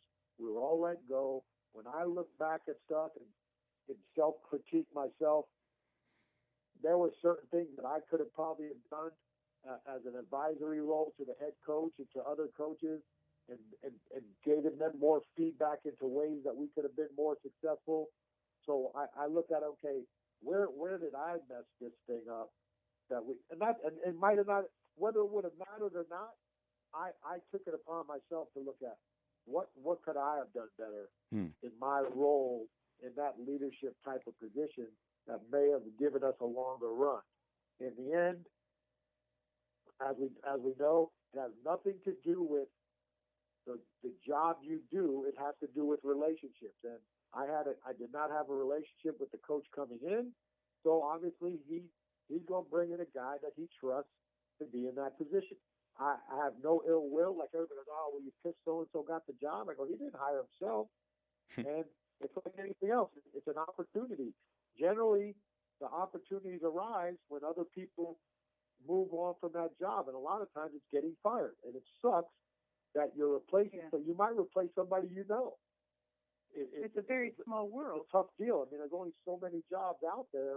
So you have to be, understanding of that. That's like I tell people all the time. At this point in my career, and with the support of my wife, I'm actually glad I got fired because we know we can survive. Like Personally as a couple, we financially, fantastic. Yeah, I mean, it was hard financially. We had all the financial woes that anybody would have. How are you going to make this payment? How are you going to make that one? Where do you cut corners? Who's going to suffer? The kids? But we never tore each other apart. We just kept working at it, and it was a good. I know that the relationship we built can last anything if we lasted through that without tearing each other apart, and we never did. We always. It just proves that, and again, it goes back to what I said earlier in the conversation. You have to make sure your significant other, spouse, wife, husband, whatever, they have to understand what it means to be in this deal. Like it's all when it's all going good and you're at the bowl game, getting bowl gifts and hanging out or going to Super Bowls. That thing could change in a second. And you're packing up offices and turning in key cards. Right. I mean, when I got let go at Louisville, they had already had a registered letter to the house that my wife signed for that said I was terminated before I even got home on the same day. I mean, that's how it's cutthroat. That's the way it is. And it goes down that way. Yeah, and you can't be bitter about it. Yeah, you just move on. And we made a decision at that time where there were several coaching jobs I could have got involved in, but from the financial standpoint, we had grown as a recognizable brand and a recognizable coach that from the financial, we were one of the better paid strength coaches at that time. And we had earned that. We had built up a rapport. We had built up a respect level across the country. We had built up a process of how we trained athletes that I wasn't willing to take a job just to take a job. I wasn't going to start the financial climb again because I just felt like I was better than that. So we decided we're going to go all in on ourselves and start our own company, and I'll go into the private sector.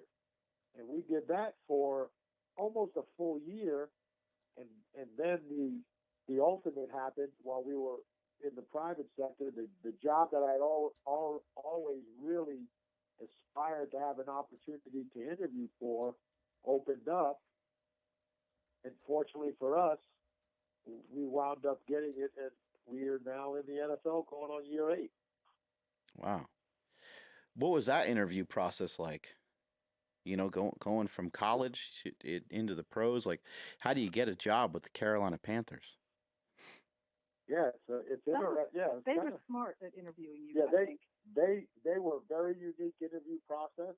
I was fortunate because a couple of the players that played for the Panthers, I coached at Utah, and they were 2 of the better players in the history of the franchise, so that helped. A good friend of mine who serves as my agent was an agent to one of those athletes, so he was able to get my resume on the desk. And then I was working at Prolific Park, which is owned by Ricky Prohl, who was a 17-year NFL vet that I played college football with. He was actually being looked at as a wide receiver position at the Panthers, so he threw my name in the hat. And the interview process was the head athletic trainer came out and watched people coach on site. Like, instead of just looking through resumes and bringing guys in suit and ties and doing the little standard interviews, his preliminary interviews was to go look at the top guys that he thought, watch us coach, and then bring in the list to the head coach and the GM of who were going to be interviewed. And fortunately for me, they saw something in me during the coaching process and then during the interview process, which was, I wasn't nervous, but I was really trying to think about how this was going to go, because I had interviewed for a job and I couldn't remember, because as I was moving up, people would just call and say, "Hey, you interested in the job?" "No." "You interested in the job?" "Yes, I am. Let's talk." So now I'm in, like, golly, I mean, I couldn't remember the last time I interviewed for a job when I went to the Panthers, and, 100% walk in, say hello, "Hey, what are you going to do in the off season?" "Okay, off and running." And, in the end, you.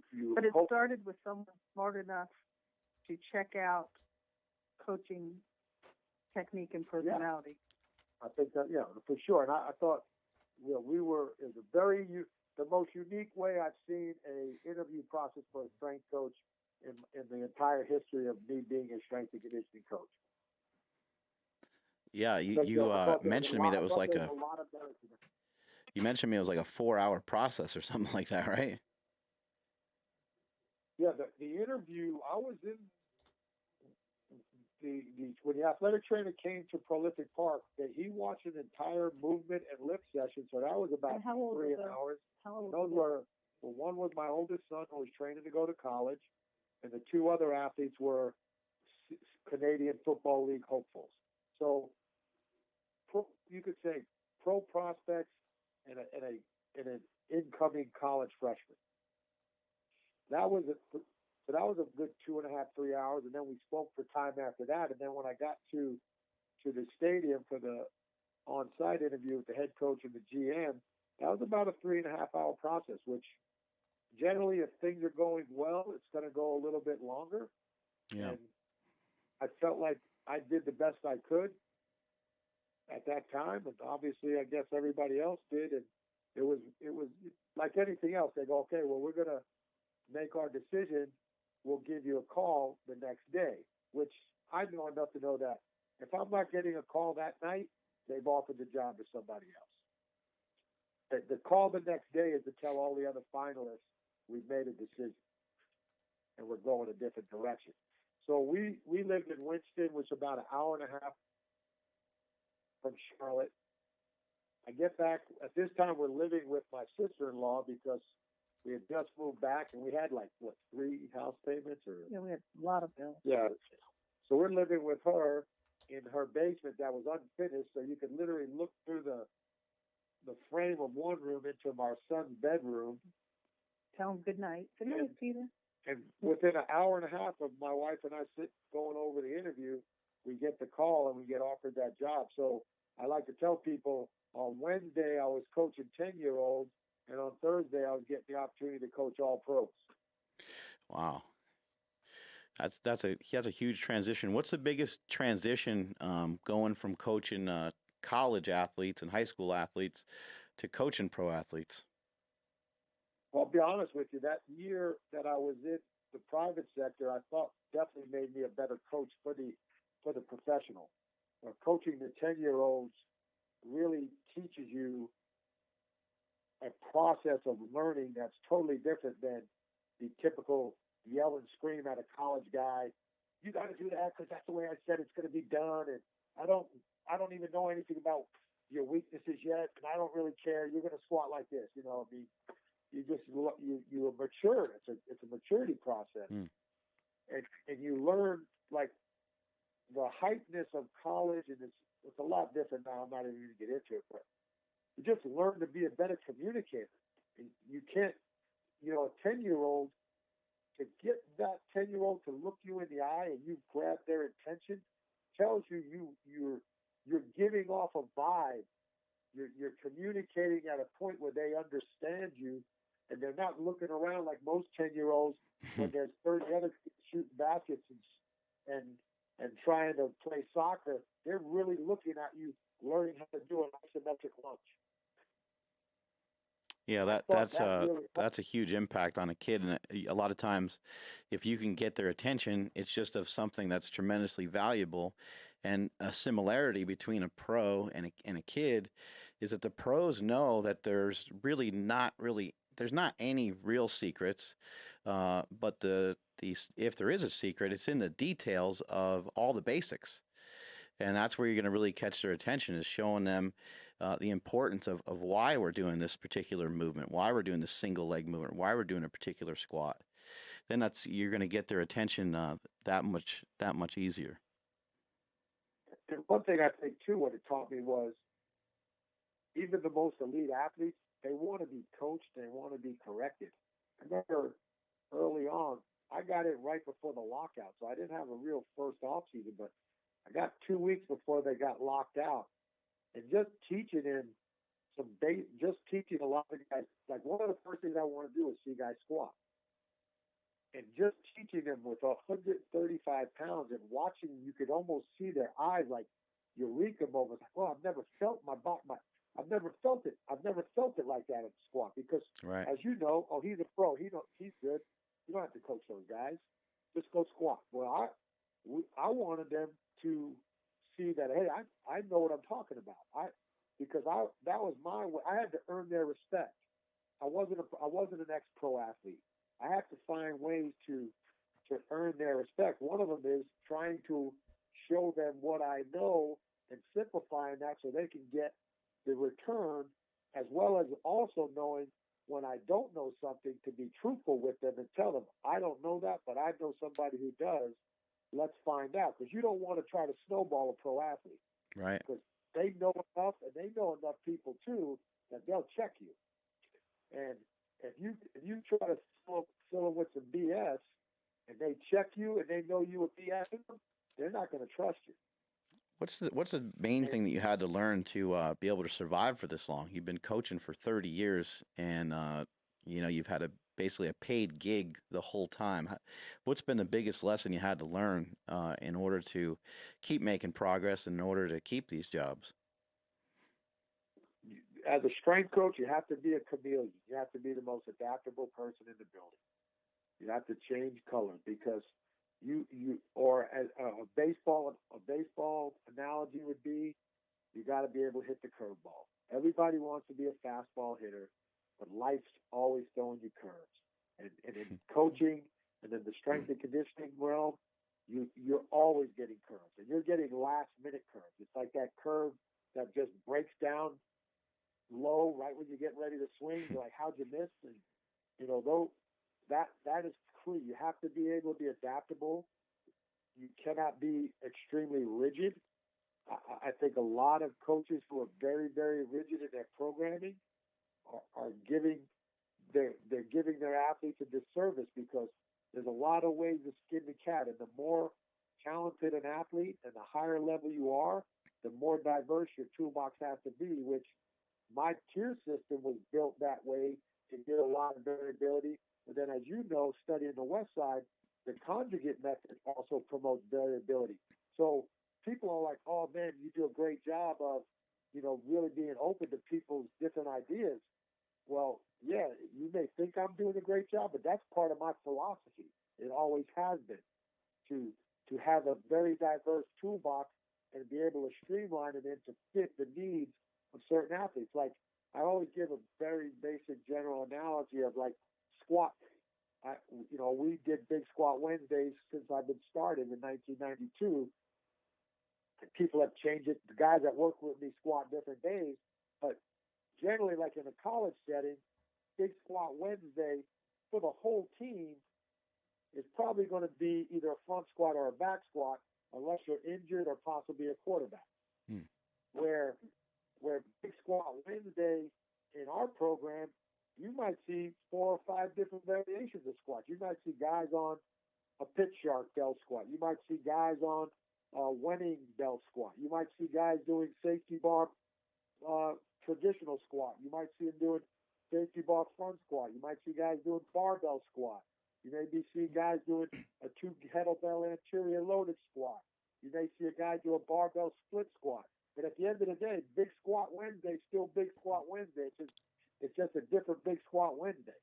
What's up with this Friday pump session? Don't you have a training session where the guys get to kind of go in there and just blast out their biceps and stuff like that? Yeah, that's a Friday gun show led by our linebacker crew, Luke Keekley and his crew. We'll have anywhere between 15 and 20 guys on Fridays. Listen, man, I got to get in on that training session. I got to get in on one of those jacked and tan workouts. We got to figure this out, House. The problem is they're trying to get jacked, but all of them got farmer's tans because they got to wear their jerseys. They got to understand the tan is 50% of it. Oh, I know. It makes you look twice as big. That's the fun session of the week, because that's their session. Like, we'll give them a little direction, but they're in there just makes it. I want them to be like, I'm a big believer in, you guys are trained on structure your whole life. Right. Go out and have some fun once in a while in the weight room. Right. What's been the biggest change? What's been the biggest change in terms of recovery over the years? I think that when I look at strength training, it doesn't seem like a ton of things have changed, but things have changed in terms of recovery. I mean, people are learning more all the time about hydration and their sleep, and how we can better recover from these tough workouts. And in the NFL, man, how are you recovering from these games? Yeah. As we all know now, more people and the real smarter ones, I think the first thing the professional athlete learns is how much nutrition helps in recovery. Like early on in your career, you're living that, you may not be settled down yet, so you're eating out a lot, and then all of a sudden, 2 years later, you're hiring a chef, and you're speaking more to the nutritionist. Sleep has just shot out of the cannon in the last 2 or 3 years. Yeah, everybody's talking about sleep. But then you have the modalities, hot and cold contrast. A lot of people now using the Normatec as a great way for, recovery. Right. A lot of guys do a lot of soft tissue work. Massage therapy seems to be high. Some people believe in the cryo units, the cryotherapy.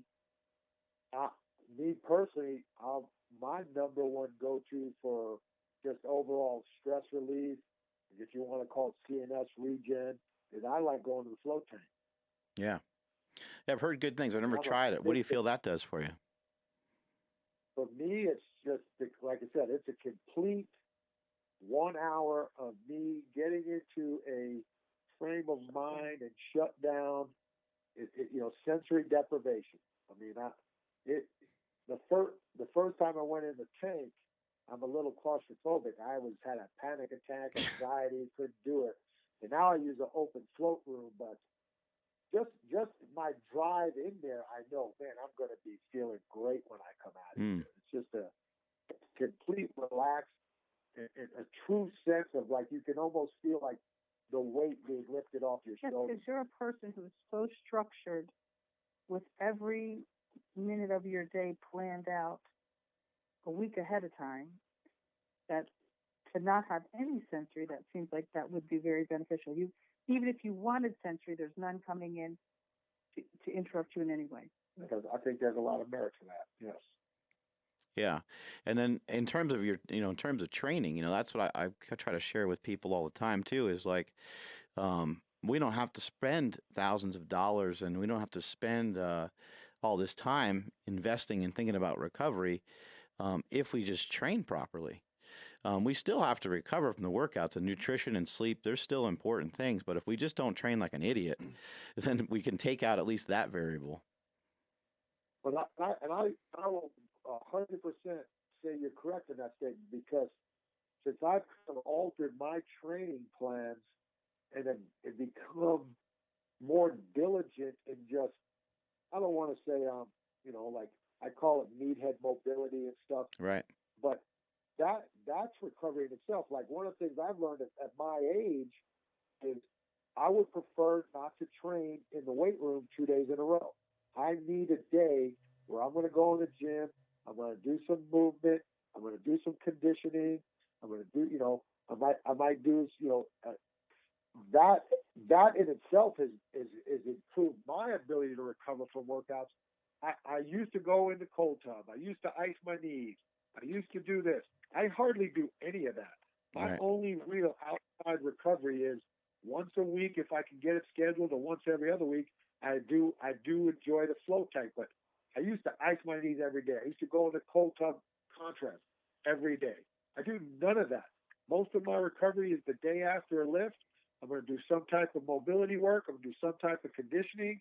I might do some soft self-myofascial release with some foam rollers and softball work. But for the most part, my training is my recovery. Who's the toughest athlete you ever worked with? Toughest athlete? Yeah. What is that question from Kingsbury? No, just I got to fire out a couple of questions to you. Is Kingsbury one of the toughest? No, but Kingsbury was a good dude, man. He fought the good fight. When he went through the walk-on tryout, we used to try to break fools off, and man, his partner had a hard time, but he fought the good fight, man. We kept him on. He was a good teammate, a good guy to have around. I'm very, very happy.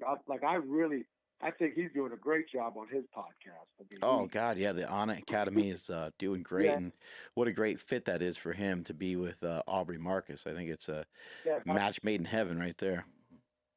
Yeah, so toughest guy. Well, that's easy. Steve Smith.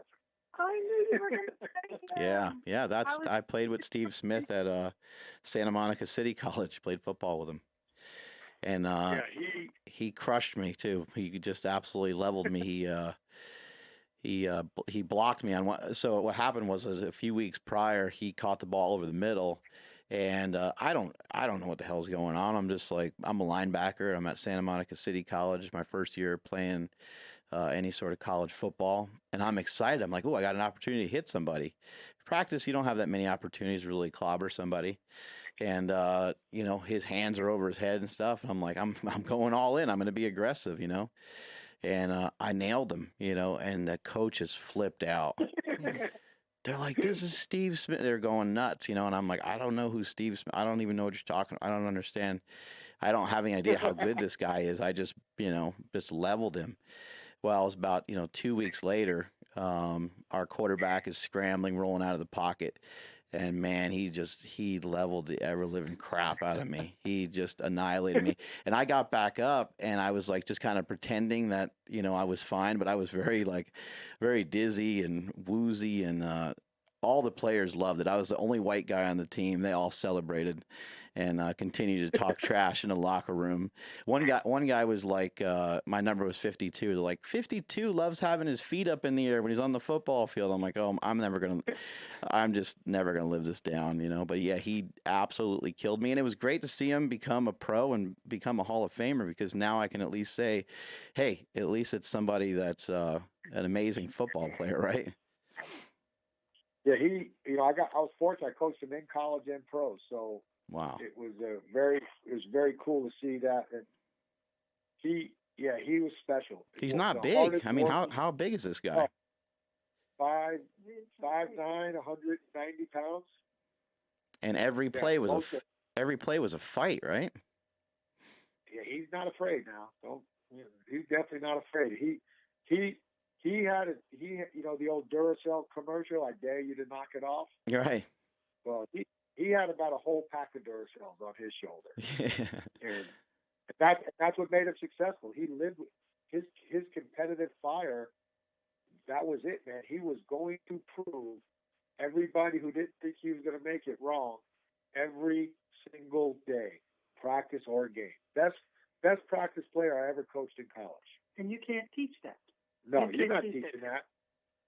that. Just so aggressive. And even at that position, it's rare. You know, you just don't really see that from a receiver. And he played big. He played as if he was like 6'6", you know, but he's amazing. We played UNLV was his junior year in Salt Lake. I saw him block a guy through the end zone and over those like advertising pylons. You know, like they have in the end zone, like the giant foam truck. Well, right over the top. 15-yard penalty, unfortunately.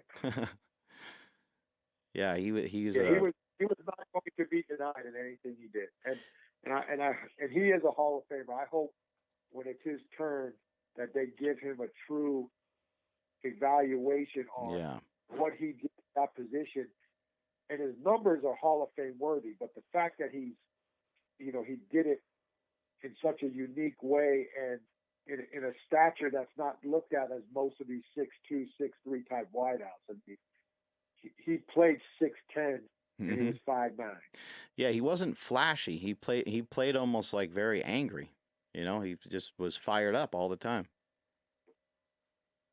Oh yeah, 100. But a great guy off the field, man. Great family. What man. about good people? What about athletic wise? Who's the biggest freak? There's probably a couple of them. Well, Steve's up there.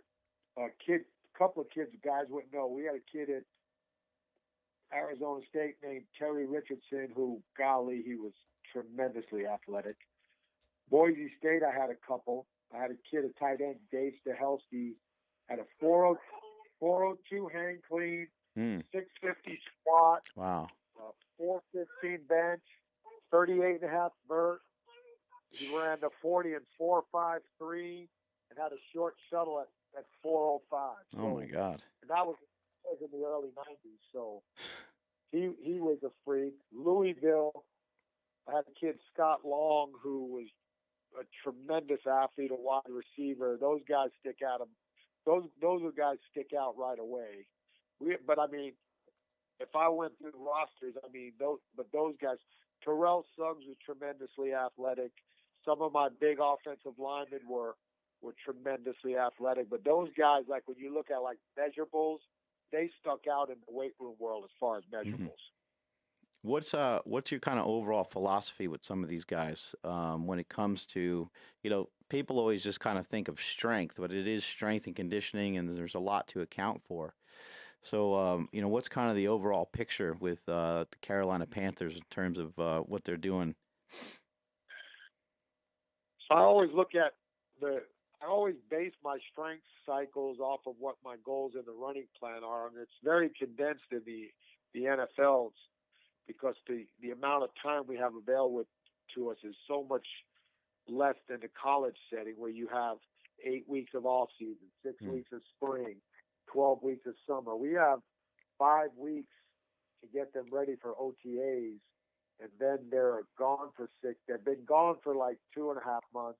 We get them on site for about a 9-week program. 5 of them are like spring football. 4 spring football minicamp. We'll have them for about 5, and then phase 2, our coaches will be available to them also on the field, and then they're gone for 5 weeks.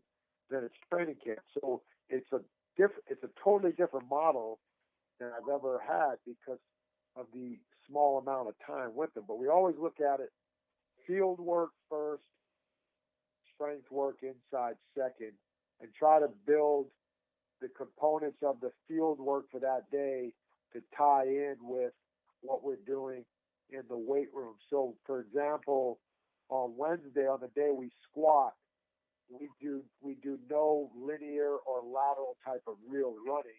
That's more of a plyometric type response day. So we'll go through a thorough warm up where we'll do we'll do an activation period, a core period, dynamic flex period, in-place mobility period, and then we'll go into, depending on the levels, like we break our groups up into outside the box, front 7, level 2, and then front 7. So I'll have the interior. My assistant, Brett Neighbor, has the level 2, and then Jason Bengucci has the outside the box, and then they design their programs slightly different than mine because their athletes are different than mine. Right. So we may do low impact, lower body plyos, and they may do a little bit more demanding, and then we'll do a lot more upper body type plyometric type of deal. So it's very it ties into what we look at from a conditioning standpoint versus strength, or field work is a better way to say it. And we try to tie in the components the best we can. So on Tuesday, which is our accessory day in the weight room, which is for guys who follow the West Side and those types of models, is your really day of weak point building. That's our big conditioning day because it's a very light day in the weight room, so we can invest more time in standard type of conditioning modalities to build up the anaerobic base they need to participate in the game. Who's been a big mentor to you over the years? Obviously, the people that I respected a lot were those who were the pioneers of the game, and fortunately, I got to meet a lot of them. And they were inadvertently mentors by the fact that they were willing to share knowledge with a young and aspiring strength coach who was just looking for anything he could get his hands on. So besides the coaches that I was fortunate to work with, the 2 big strength coaches early in my career that I was really mesmerized with were Mike Gentry at Virginia Tech, and then John Gamble, who was a world champion powerlifter and world's strongest man competitor. Yeah. And he was at the University of Virginia at the time. Those were the 2 guys that were one of the first 2 guys that sent me their strength programs. And man, I studied those things meticulously. They just trying to figure out the exercises and why and the hows. And back then, that was a big thing to a young strength coach, reaching out and trying to find his path and trying to find his journey and trying to establish himself and to be a creative and innovative mind in the field. That these people were willing to give me information just because I wrote them a letter telling them I was a young strength coach trying to get better. What's some advice you would give to a young strength coach in this day and age trying to break into the industry? Well, you got me here. I'm gonna be slightly sarcastic when I say this, but because I do believe that education is critical, but you got to get your heads out of the books. You got to get on the floor and learn to interact with people and learn how to coach. We have too many, like you talked a little bit earlier about the data and we have too many young strength coaches who are extremely intelligent, but they're too analytical. They're trying to do things that just don't work when you're talking to an athlete who we have to remember, most of them in our world don't want to be there. They have to be there. Right. So you have to be able to communicate to them, to give them the least sense that this is important to my career, and I do like the way these guys are doing things and they handle me. And you know what? I am going to come back tomorrow. No, nobody cares about a velocity-based training. They just care that they want you to know. It goes back to the old saying: they don't care how much you know until they know how much you care. Right. And if you just go out there and start bombarding them with analytics and talking like you're a programmed voice out of a computer, you got no shot of winning. They're not going to give two pieces of crap about what type of program you write, if they don't know that you're trying to do it for them. We had a kid show up here the other day, and he brought a resume and showed up in a suit. And he's like, I want an intern. I'm like, we said, well, we don't really have, interns. We don't need anybody to do anything like that, He's just like, I want to learn more about strength and conditioning, And so we're like, oh, okay, well, that's fine. Well, you can work out with us. The gym's free. Anyway, the kid keeps showing up, and he keeps kind of hanging around us. He keeps asking questions, and he's alert. He's paying attention to what's going on, and he's picking up information. So, there's other ways of going about doing it too. But even just going to a gym, trying to learn from another weightlifter, try to learn from a powerlifter that knows what they're talking about. Try to learn some stuff from a trainer. Try to just whoever you can rub elbows with, and in the process, work on your education at the same time. Yeah, there's a guy like that. A guy like that comes in a situation like that, you're almost like, all right, we'll find something for you to do. Yeah, absolutely. If you tell the guys, the guy's trying to figure out a way to get to his career objective, and Super Training Gym was the best available opportunity, and you gotta appreciate that, because I know as a young coach or anybody who's aspiring to be something in their career, it's hard to come in cold. That dude, cold call somebody. Right. I don't care how old, even at this age. Sometimes, like, man, I don't know this guy, man. Do I really want to call him? Or, nowadays it's a lot easier. You can send a text to break the ice, but right. There's nothing like face-to-face contact. Guy walks in like that, you're like, okay, let's see what this guy got. Then the guy keeps coming back. The guy starts to build some substance. Right. Okay, yeah. This my guy have a little something to him. Yeah, he already has what it takes. You got another question, Andrew? Yeah, just thinking back on some of the best athletes that you've worked with, do any of them have any habits in common, across the board? Is there something that some of the best, that you can kind of see like I say, yeah, some habits that they have, across the board? Is there something that you can kind of pick out or pinpoint and be like, oh, Cam does this, and then you can think back, oh, so and so at Arizona State did that. Is there some kind of common ground? Not afraid to put in the work. The guys who are successful, even the most talented, somehow or some way they're putting in work. Now, it may not always be like they're great weight room guys or stuff that are directly relate to myself, but their trade is their trade. Like I always tell people, and I learned a lot from guys like Steve Smith and Terrell Suggs, who dominated on the football field, and they were, marginal in the weight room because, in some ways they were like, well, I'm a football player. And they understood it. They did the best they could, but, they were my two best players, but they weren't my two best weight room guys. Right. But when it came to their trade, nobody was going to outwork those guys on the field.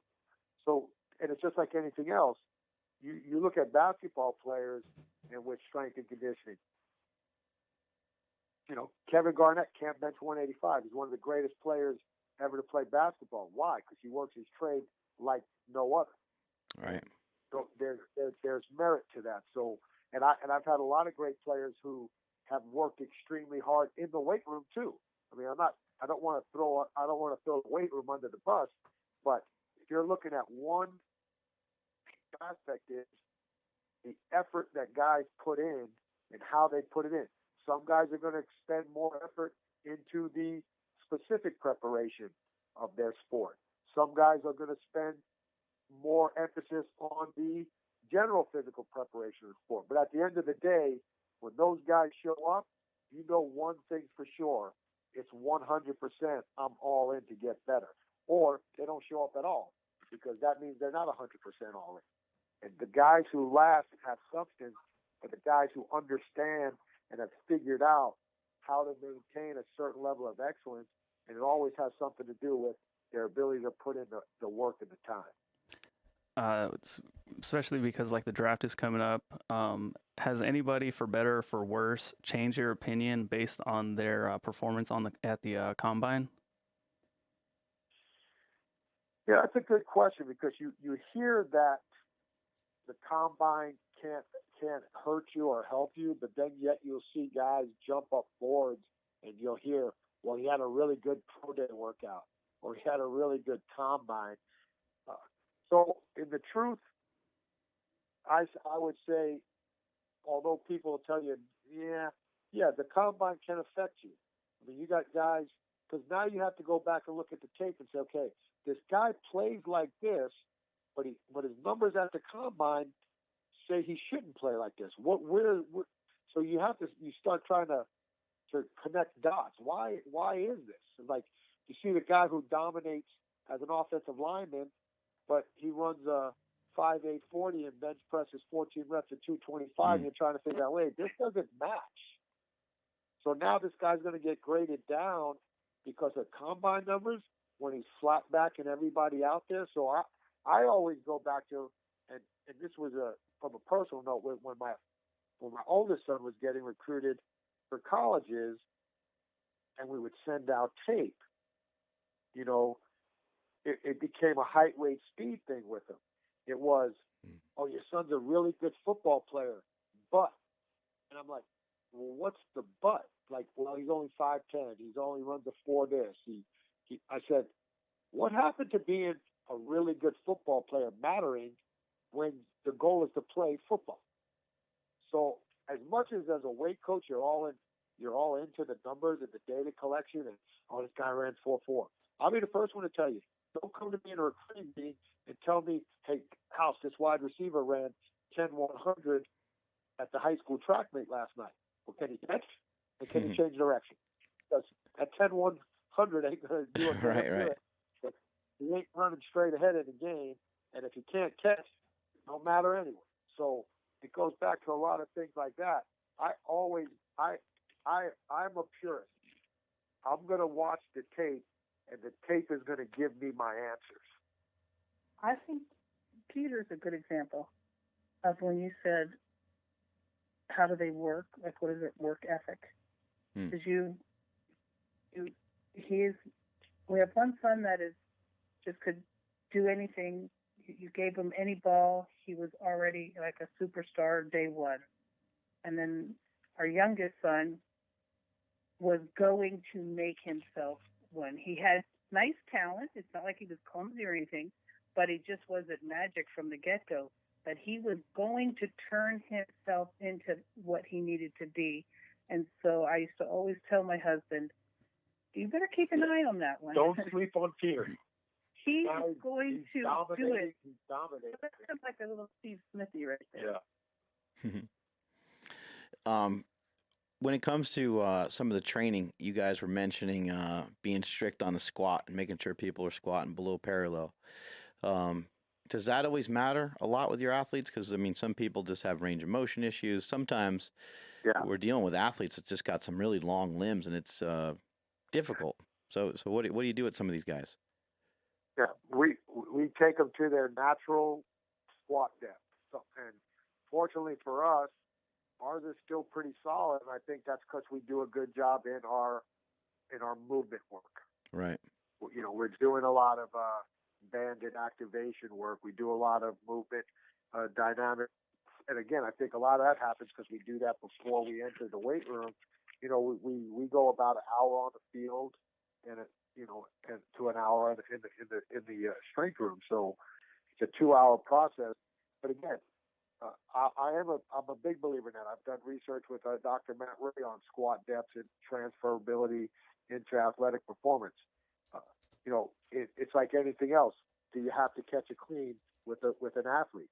Because catching a clean is part of a sport, and squatting to below parallel is part of the sport of powerlifting, and it's not really a prerequisite to being an all-pro in the NFL. But Right. I always believe that when you lose your ability to bend and move, that's when you'll lose your job in the NFL. You have to be able to bend and move. So, from an offensive lineman standpoint, obviously a guy who's 6'9", he may have some issues getting to what we would consider quality depth. But if my whole thing is the pattern, if the guy can open up his hips, his knees track in line with the shin, we're eliminating butt wink, a very good spinal position and posture, and I'm okay if the guy's not hamstring, if he's hamstring parallel versus top of the thigh parallel. I'm envisioning solid mechanics. I think you can improve. I mean, you know this. You can improve depth. And like Right. I've noticed in my age, and for whatever reason, mechanics, body changes, wear and tear, who knows that. I've prided myself on being a very deep squatter in competition, that it pains me now for whatever reason with a straight bar on my back. I cannot break parallel for whatever. Maybe I need, like anything else. I don't have any. I train by myself because I train at all crazy hours of the day. That's why when I'm around you guys, you and Jesse, I take advantage of professional powerlifting eyes to help coach me. But yet, you change the lever, like with a safety squat bar, and the way that I rack it, I can break parallel. So it's something that I need someone smarter than me watching me, giving me, okay, is it thoracic? Is it my hip? Is it my ankle? Because why with a different lever position I can get there versus that? I'm not smart enough to coach myself with that. Even watching tape. So that's where I think everybody needs a critical eye. And if you're like to me, I'm chasing stuff in my training that's way different than when I was trying to be as strong as I could as a competitive powerlifter. People go, man, what, you competing still? I go, yeah, I'm going to do some odd.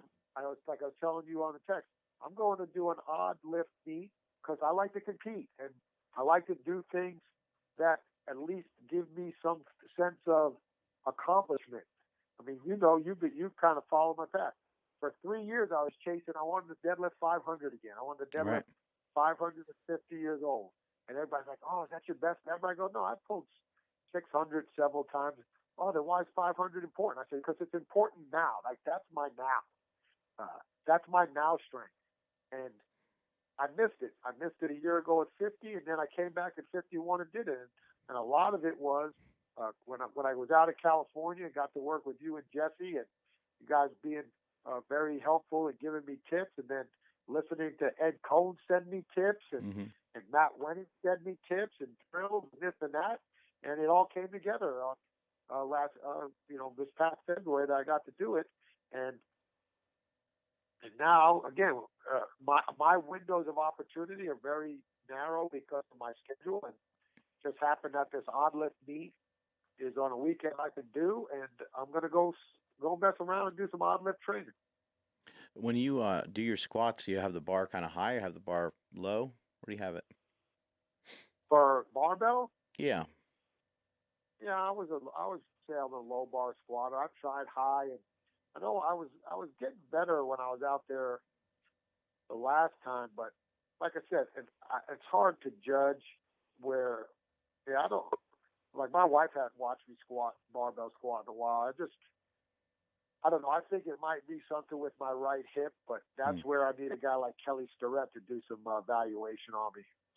Yeah, to go in there and smash on it. Do you utilize box squats with your athletes? Yeah, matter of fact, we do a dynamic effort squat with my front seven. So they're actually doing a safety squat bar box squat in their training. Well, what do you feel the advantages of a box squat? Well, obviously, it can help with range of motion development because now you can set a athlete where he's at a comfortable range of motion, and if you can build his mobility, you can drop the box an inch and improve the ability to increase range of motion. Also, like Louis, discussed back in the day when we first started box squatting, I think it's very conducive to break the eccentric and concentric chain because our guys are going to start in a static loaded position. Now, we don't necessarily teach the relaxing of the hip flexors, or you see people who rock back because our guys are never in that position. We teach what I call the cloud technique, that you want to be loaded and rigid and ready to explode out of that position. So the box is a cloud. If you go down too fast or you relax on the box, you've fallen through that cloud without a parachute. Bad things are going to happen. So if you barely touch the cloud will support you.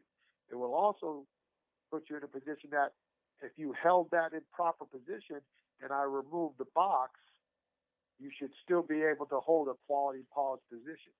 So ours is to get them into that position so that when the ball snaps, they learn starting strength, applying force through the ground as they would if they were in their stances. So we use that with our bigs, primarily because except for our linebackers, our interior line and tight ends are in 3-point stances where they're going to be locked and loaded.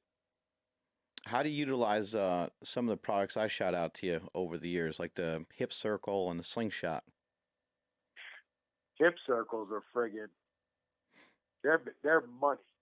We use the slingshot in cases. I'll go first with the slingshots because we'll use those for guys who are coming off shoulder injuries as a progression to get them back to full range of motion. So we'll use board pressing, and then the first comeback after shoulder surgery when they're starting to do full range of motion barbell movements will be with a slingshot. Are they kind of like, what the heck is this thing? Because they get to lift more weight. They kind of get they kind of get excited by it. Oh yeah, we have not used. That's one. We've not gone to that level yet where we're like, all right, we're gonna go overload. Right. My guys are freaky strong, and I'm not gonna lie to anybody. I'm a little hesitant to let some of these dudes take off in that manner. Yeah, That's why we'll use it more for guys coming off injury or guys who are seasoned 10-year plus vets that we just need to help save their joints during the season. Oddly enough, I don't really use it for that purpose either. I don't go all crazy in it all that often. Yeah, I mean, I see you guys use it a lot for. I've seen you use it for like back offsets. Yeah, I use it a lot for extra work, extra volume. And then the slingshot, the hip circles are huge. We use that for all types of lateral band work, like we do. We've done a program to work on lateral mechanics and gluten and groin strength and flexibility, where we'll do like a suicide shuffle with them with our offensive linemen in a pass setting situation. So say, okay, you're gonna shuffle five yards back, kick slide 5 yards, return to the finish line. 3 yards back, 1 yard back, and do movement patterns like that to enhance resistance. You use that with a goblet squat or 2 kettlebell squat, tremendous amount of activation in the glutes and hips. And that's a really good position for linemen, especially offensive linemen, because you can almost simulate hand position and you can work different range of motion and squatting patterns, keeping the knees out, track, huge amount of contraction of the glutes and glutes and hips while you have the kettlebells. You put your hands in a position almost like you're in a pass protection position. Right. And then the typical clams, we use them for all. Yeah, the hip circles are extremely popular with our guys. A lot of our what we call reboot and activation work are done with hip circles. What's something that you learned, over this long career? Like, what are some words to live by, or a great quote that you that you've stood by for a long time, whether you've learned it from your parents, your wife, another coach, just something that you can kind of lean on that always makes everything else make sense to you? When it comes to the training, the best one is just because you can doesn't mean you should. Absolutely. Yeah, I've always liked that one too. And the older I've got is, it's okay to make fun of yourself. I mean, I just think you got to bring some. Our jobs are extremely stressful. They're highly demanding, and you got to let people know you're human too. And like when our guys, like to rib us and have fun. I'm fine with, like, everybody. Hey man, that dude just ripping you up. I'm like, yeah, well, who cares? I don't mind it. I can make fun of How myself. dare they make fun of Coach House? Yeah, my oldest son makes fun of me all the time. So, and my wife, they're good at that. So it's just you just learn that after a while, man. It's serious business, but it's not serious, if that makes sense. Yeah. Yeah, it's something that we have an honor to do, and we live in a country that affords us to allow us to go play around with some weights for a few hours every day, right? Yeah, I mean, that's like I tell people all the time. I mean, like when when you see the way our country's structured. I mean, how do you not praise those people who fight for our rights? Absolutely. We get to do. I mean, come on, Mark. I think I speak for you. Have you really worked? I haven't worked a day in my life. I mean, I've been a strength coach.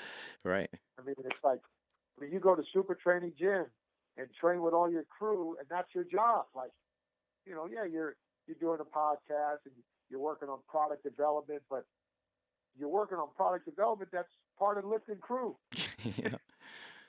You're going around the world making a better place to lift. You got everybody that ever knew you on 10-minute walks. I mean, my wife even does some 10-minute walks with me. I mean, but it's helped her out because I'll even take the dog out for a 10-minute walk now. I get so happy you guys send me those videos. I get so excited. I'm like, this is great. Like, that's such a cool thing. It's bringing people together. It's insane to think that, but that's what happens. Hey, let's go on a 10-minute walk together, because it's easier to do things in groups than it is to just go off and do things by yourself all the time. Well, it's different than like saying, hey, let's go for a 30-minute walk. I mean, you hear 10 minutes, you go, oh, that's not that long. And 10 minutes always turns into like 15 minutes. What I always tell everybody is I'm always trying to, super training and some of the stuff I preach is like church. Like, once I get you in there, that's when I'm going to tell you what the real story is. But I'll do anything to get you through the door. You know what I mean? Oh, yeah. Got to lure you in. I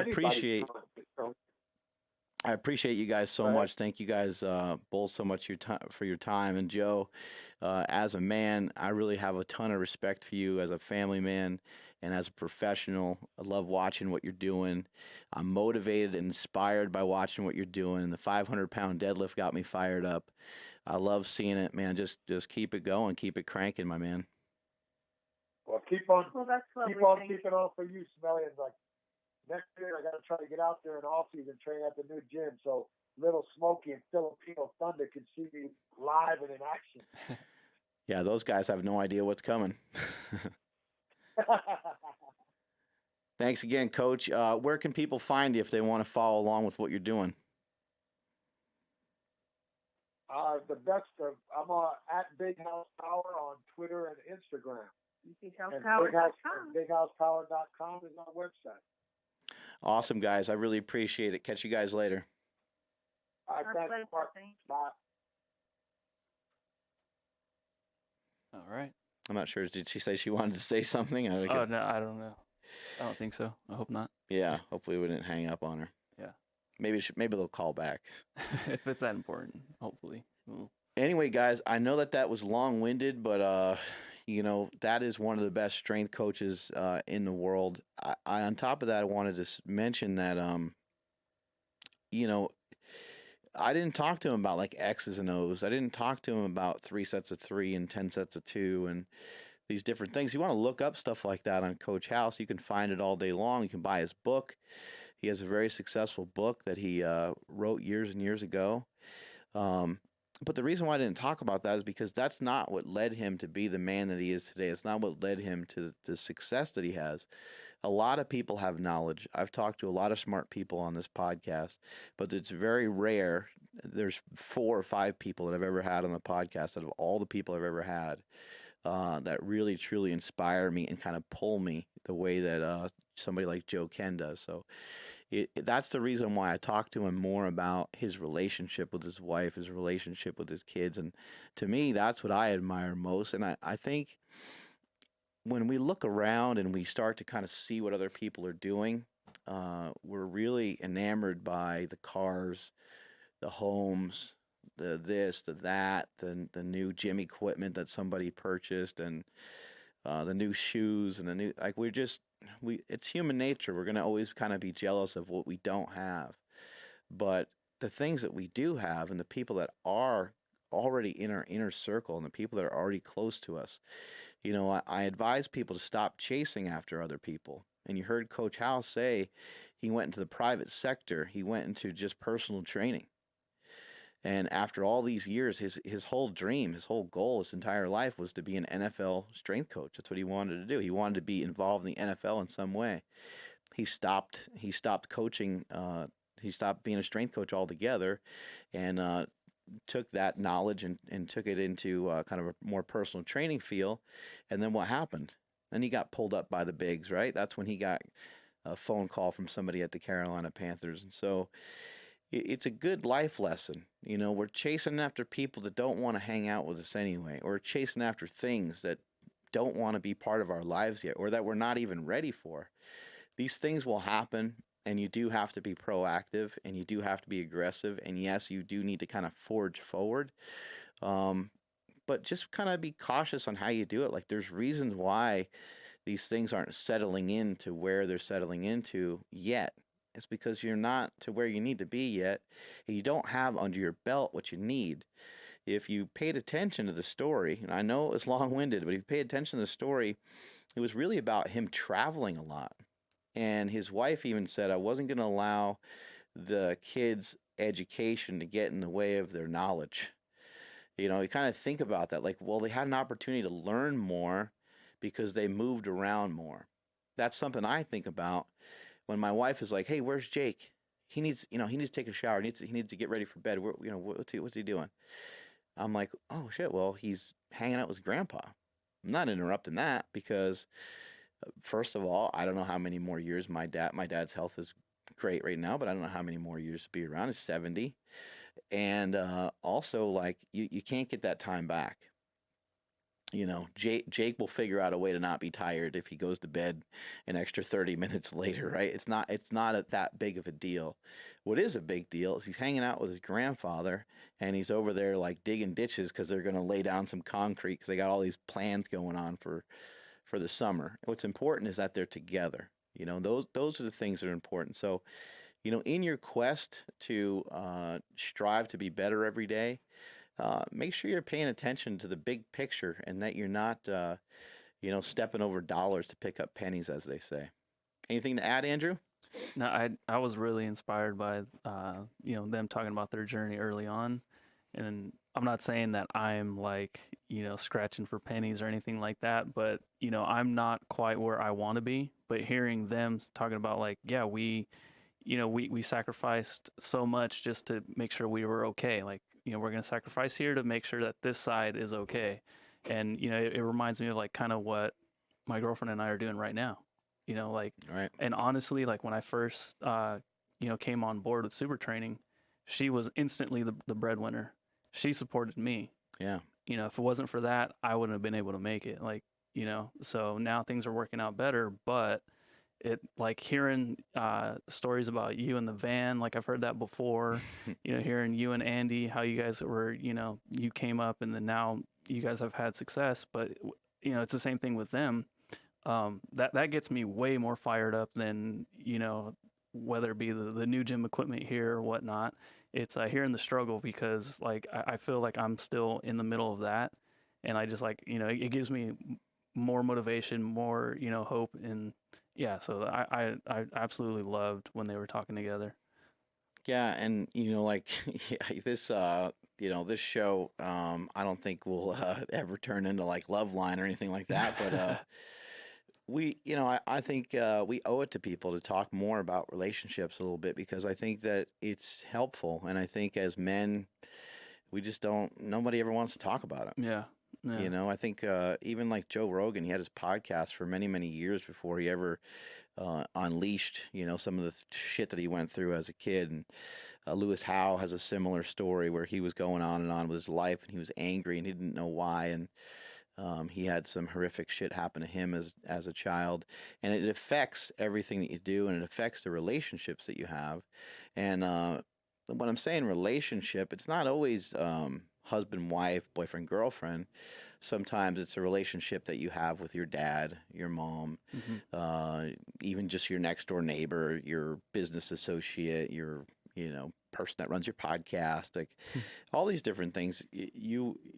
Our goal is not to you know, just go in the gym and like lift better every day. That's kind of our fitness goals, and that's where we can put points up on the scoreboard when it comes to strength, when it comes to fitness, and when it comes to health, and when it comes to that kind of stuff. We need a sound body in order to have a sound mind. The two things need to come together. They need to be in a relationship of their own almost. But when it comes to the relationships we have outside the gym, those things are really important.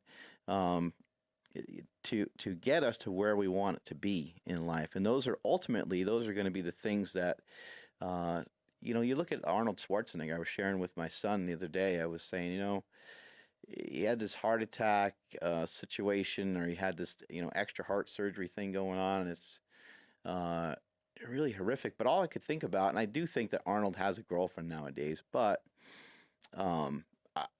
you know, I don't want to speak out of line too much, but how much does that girl care about him in terms of his first marriage and where that was, and you know what I mean? So Yeah. anybody that you pick up after you're Arnold Schwarzenegger is not going to be this, they're not going to care about you the same. My point is that a lot of these people that we look up to, a lot of them are going to die in a very lonely way. Arnold obviously would have a lot of people by his side, but to not have a significant other there when you're one of the quote unquote kind of greatest people to ever walk the face of the earth, he is in some way when you think of accomplishments and what the guy was able to do. Obviously, there's great leaders and there's great doctors and people who've done all kinds of different things. I'm not downplaying any of that. I'm just saying that Arnold is definitely in that conversation. He was the governor of California, for God's sake, and he was an immigrant and all different kinds of things, you know. But anything he did it to the best of his ability. My point is, again, kind of going back to that relationship stuff. It's not easy to figure out, and as you're going through all these ups and these downs, all these ups and downs, it's easier to look outside, you know, like as his wife mentioned. His wife just said it real quick like that, but it made a lot of sense. He's like, you know, he could go outside the marriage, but then he'd have to kind of start all over again. Yeah. And you know, obviously you can just say that in passing because it doesn't hurt because it didn't actually happen. But, yeah, you would have to start all over again. I mean, where is that going to end? Are you just with different women all the time because it's fun or whatever? As you get older and older, there can be a point where you're like, man, I'd love to just have somebody to sit here with me while I'm watching this movie. Or if you get sick and you end up hospitalized, or they end up you know, whatever the situation is, it's nice to have somebody to be there for, or it's nice to have somebody by your side. Yeah. But yeah, man, that's all I got. Who's listening right now on the live stream, we will be back with the greatest of all time. I just saw him. He's in the building, Ed Cohn. Give us till probably about 2:15. There you I'll go. say 2:15 p.m. We are on the West Coast, the left coast, the right coast. I don't know. Best Coast. Best toast. Ooh. 2.5 hours we went with Coach House, I think. That was awesome. That's a like all-time PR. There you go. All right, guys. Strength is never weakness. Weakness is never strength. Bye.